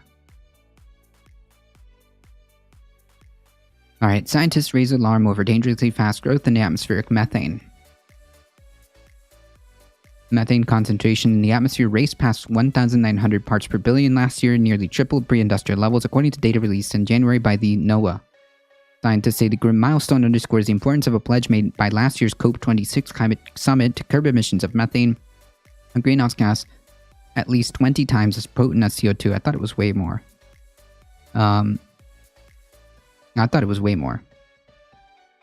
growth of methane emissions slowed around the turn of the millennium, but began a rapid and mysterious uptick around 2007. The spike has caused many researchers to worry that global warming is creating a feedback mechanism that would cause ever more methane to be released, making it harder to rein in rising temperatures.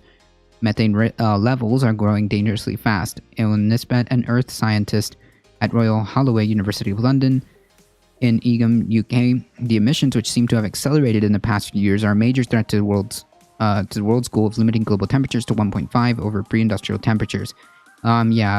Jesus Christ. Basically, that 1.5 is a giant meme. It's not happening. Yeah, it's the quartering. He's like some right-wing grifter.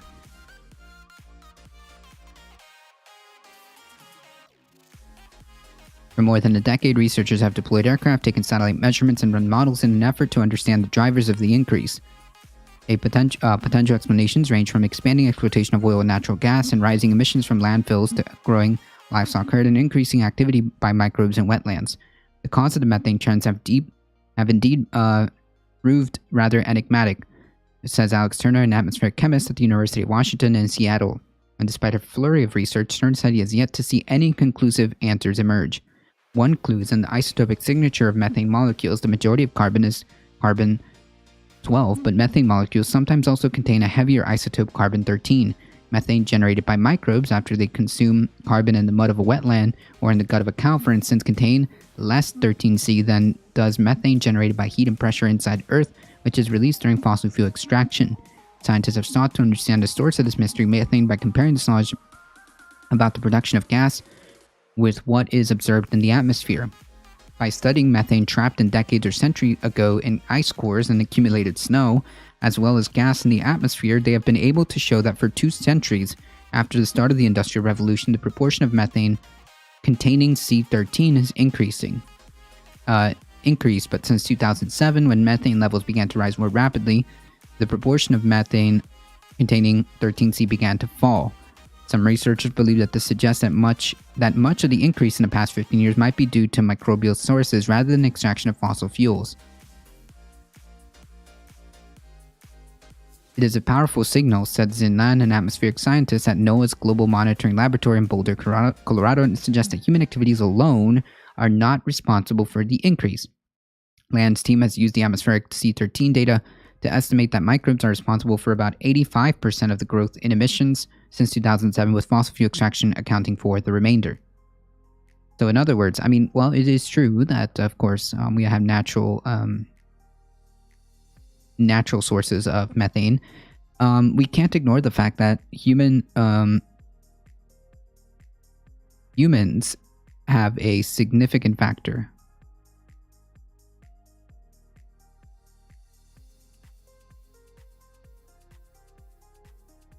Yeah, I don't have much time. Did you know Whoa. you can get a free...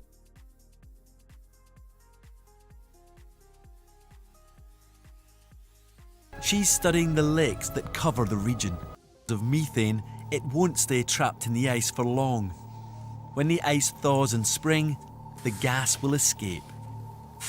There's one sure way to check just how much methane is in these bubbles, because it's highly flammable. Jesus. Oh my god. When you poke a hole into those pillows of methane, Wow. you get this stream of gas that comes out, and depending on the size of your hole, you can get a very large stream of gas. So Yikes.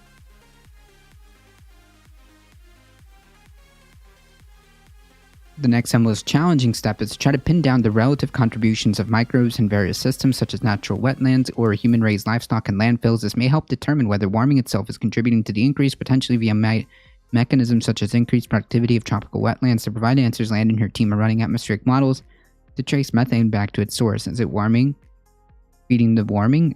That's an important question. As of yet, no answer, but it very much looks that way. That is not good. That is not good. If we're locked into a feedback loop, that's not good. That's exactly the a problem that we want to avoid, getting stuck in a feedback loop. Regardless of how this mystery plays out, humans are not off the hook. Based on their latest analysis of isotropic trends, Land's team estimates that anthropogenic sources such as livestock, agricultural waste, landfill, fossil fuel extraction account for about 62% of total methane emissions since 2007 to 2016. Not good. This means there's plenty that can be done to reduce emissions. Despite NOAA's worrying numbers for 2021, scientists already have the knowledge to help governments take action, says Riley Dern, who leads Carbon Mapper, a nonprofit consortium in Pasadena, California, that uses satellites to pinpoint the source of methane emissions. For last month, for instance, Carbon Mapper and the Environmental Defense Fund, an advocacy group in New York City, released data revealing that 30 oil and gas facilities in the southwestern United States have collectively emitted about 100,000 tons of methane for at least the past 3 years, equivalent to the annual warming impact of about 500,000 cars. I believe we went over that. These facilities could easily halt those emissions and prevent methane from leaking out.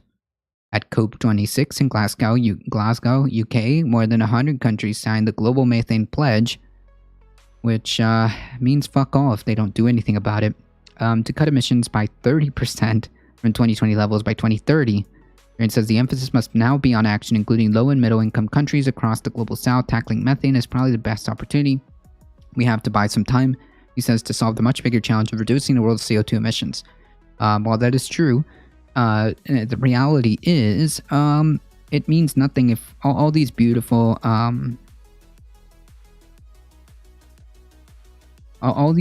promises, it don't mean anything if they don't actually do anything about it. I mean, you can say that we're having all these wonderful pledges, but with governments, including the Biden administration, doing the exact opposite, it's kind of hard to believe that we'll be on track for any of these goals to be met. This, however, it is true. Tackling methane is probably the best opportunity to buy some time. This was actually also talked about in the IPCC report of IPCC 6 report, that to buy us time, we would need to focus on methane reduction immediately, full stop. But none of that seems to be happening in a mass, in a appropriate manner or time frame. It just seems to me like we keep going in the wrong direction.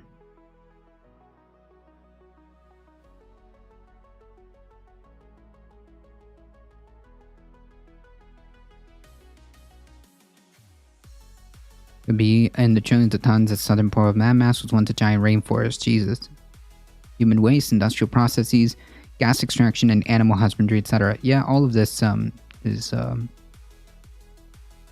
contributing factor. So here we have one of the biggest investment firms attempting to navigate the quote climate crisis, rounding up these fossil fuel companies, attempting to ask them, or navigate them through the climate crisis.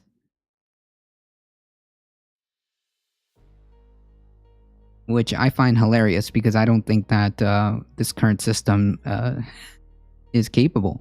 I do not think the private sector is capable of navigating this. Trying to do this through investment firms and someone particularly like BlackRock, who has a massive amount of influence and money,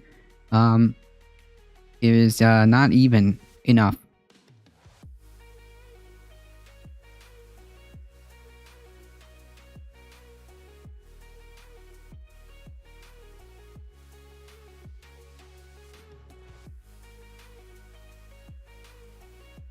This is not enough. And it will fail. We can't rely on billionaire CEOs for this reason. Big Oil has a plan to turn Appalachia into hydrogen country.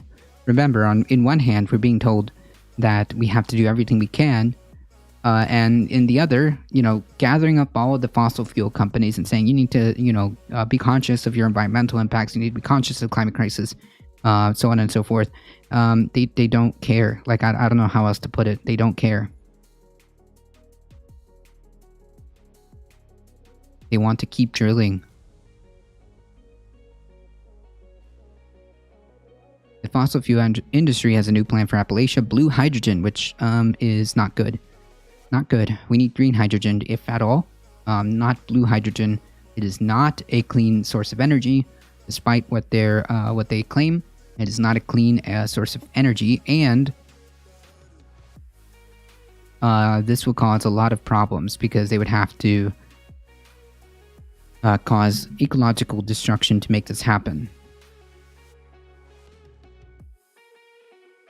It's an excuse to keep drilling, obfuscated under a new identity in an environment where there is increased awareness of the damages that oil and gas extraction have caused to the region. Do not mistake their pretty languages.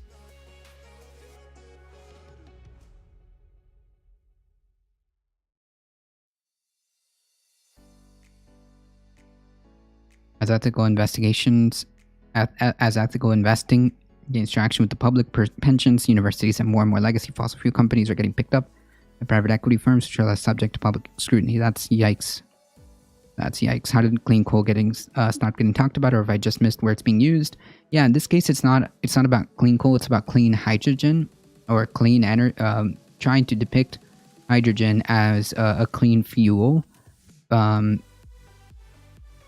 To keep drilling. To keep drilling. Blue hydrogen is not clean fuel.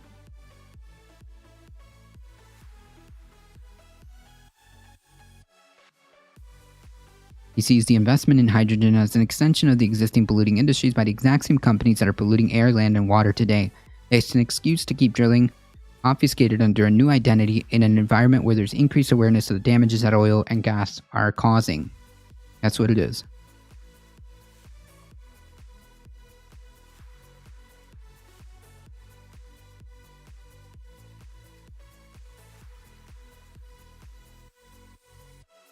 And they didn't even provide the economic stimulus that they promised, which is it should be to the surprise of no one, that when companies claim something, they usually are lying a lot of the times.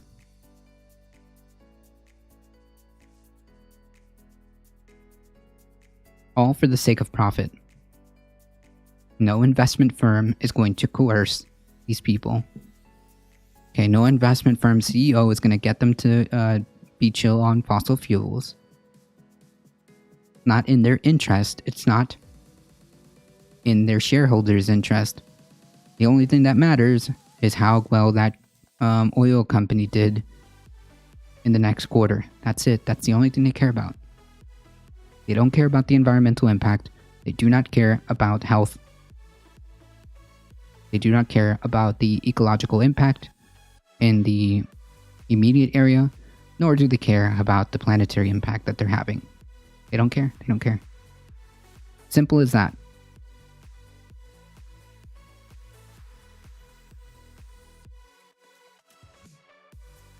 U.S. Army releases its first climate strategy with goal to reach net zero greenhouse gas emissions by 2050. So I'm going to press exit out on this one, but U.S. Army releases its first climate strategy on Tuesday with goals to reduce the Army's greenhouse gas pollution by 50% by 2030 and attain net zero. It depends on what they mean by net zero. Like, we need real zero at this point, because it's been so greenwashed that net zero doesn't really mean anything anymore. The Army plans to meet these goals by increasing fuel efficiency, making more Army vehicles electric, modernizing operational power generation, battery storage, and land management and procurement, and supply chain resilience. Okay. This strategy comes as Defense Secretary Lloyd Austin has made climate change and studying its effects within the U.S. military a priority since taking the helm of the Defense Department. Shortly after being sworn in as Defense Secretary in January of 2021, Austin announced the department would immediately take appropriate policy actions to prioritize climate change considerations in military activities risk assessments. Yeah, well,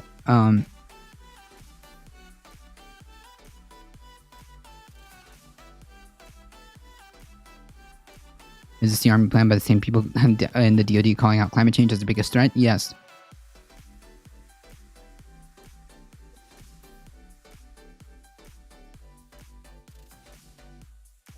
The U.S. military has been impacted by extreme weather in the past few at air bases, at Air Force bases, naval stations, and army bases in the continental U.S. Hurricane Florence in 2018 caused about $3.5 billion in damages and repairs at Camp Lejeune in North Carolina, flooding at Outfit Air Force Base in Nebraska carried about $500 million in damages in 2019.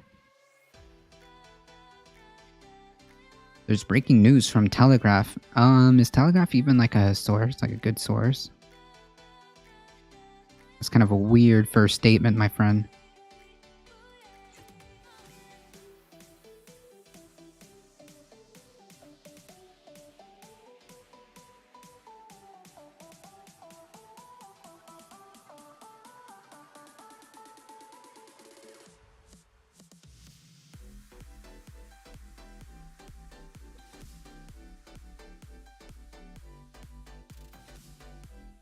Oof.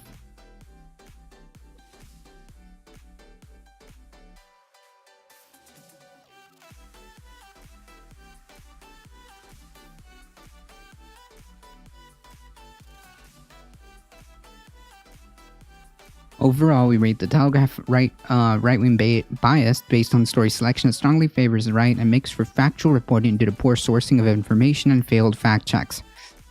Ooh, I don't know about that. Yeah.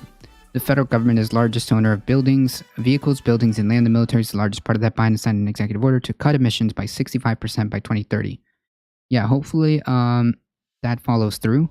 BP just posted record profits. Fossil fuel companies are reaping vast sums off the back of world economic turmoil, and governments are giving them loads of money in tax rebates, among other things, while also destroying the planet. The time to address climate change is now. The effects of climate change have taken a toll on supply chains, damaged our infrastructure, and increased risk to Army soldiers and their families due to natural disasters and extreme weather. True. The Army strategy offers a roadmap of actions that will make Army bases more prepared in the face of climate-related threats. Part of the strategy involves enhancing resilience and sustainability by adding military infrastructure to be better prepared to face the potential risks caused by climate change and climate change-related weather events. Yeah, so the TLDR in this is that there seems to be a stronger stance on the realities of climate change within the military. The military by itself, if you put it as its own country, I think is above the top 48 countries in terms of pollution. So it has a massive carbon footprint. So we can't address, or we can't claim to be serious about climate change without addressing this proverbial elephant in the room. New drilling licenses are being granted in the North Sea. I believe it. Remember, we criticized the Biden administration for doing the same thing.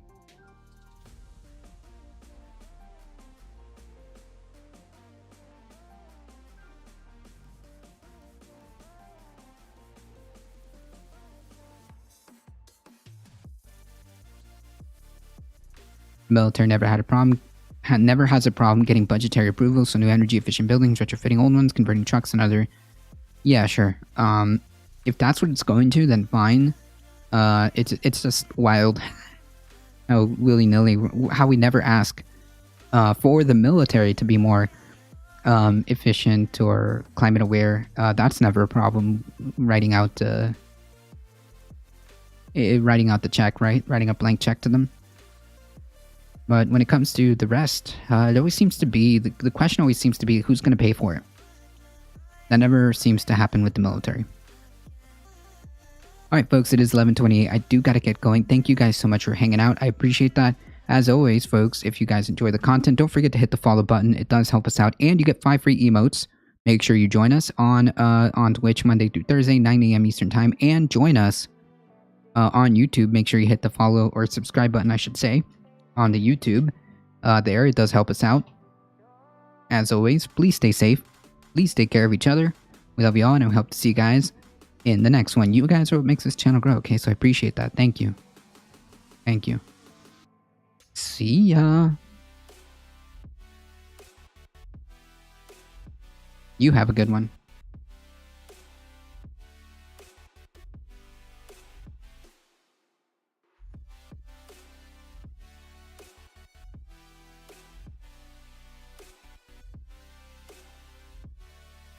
Take care. All right, hang tight, folks. We're heading out in 5, 4, 3, 2, 1. Here we go. See ya.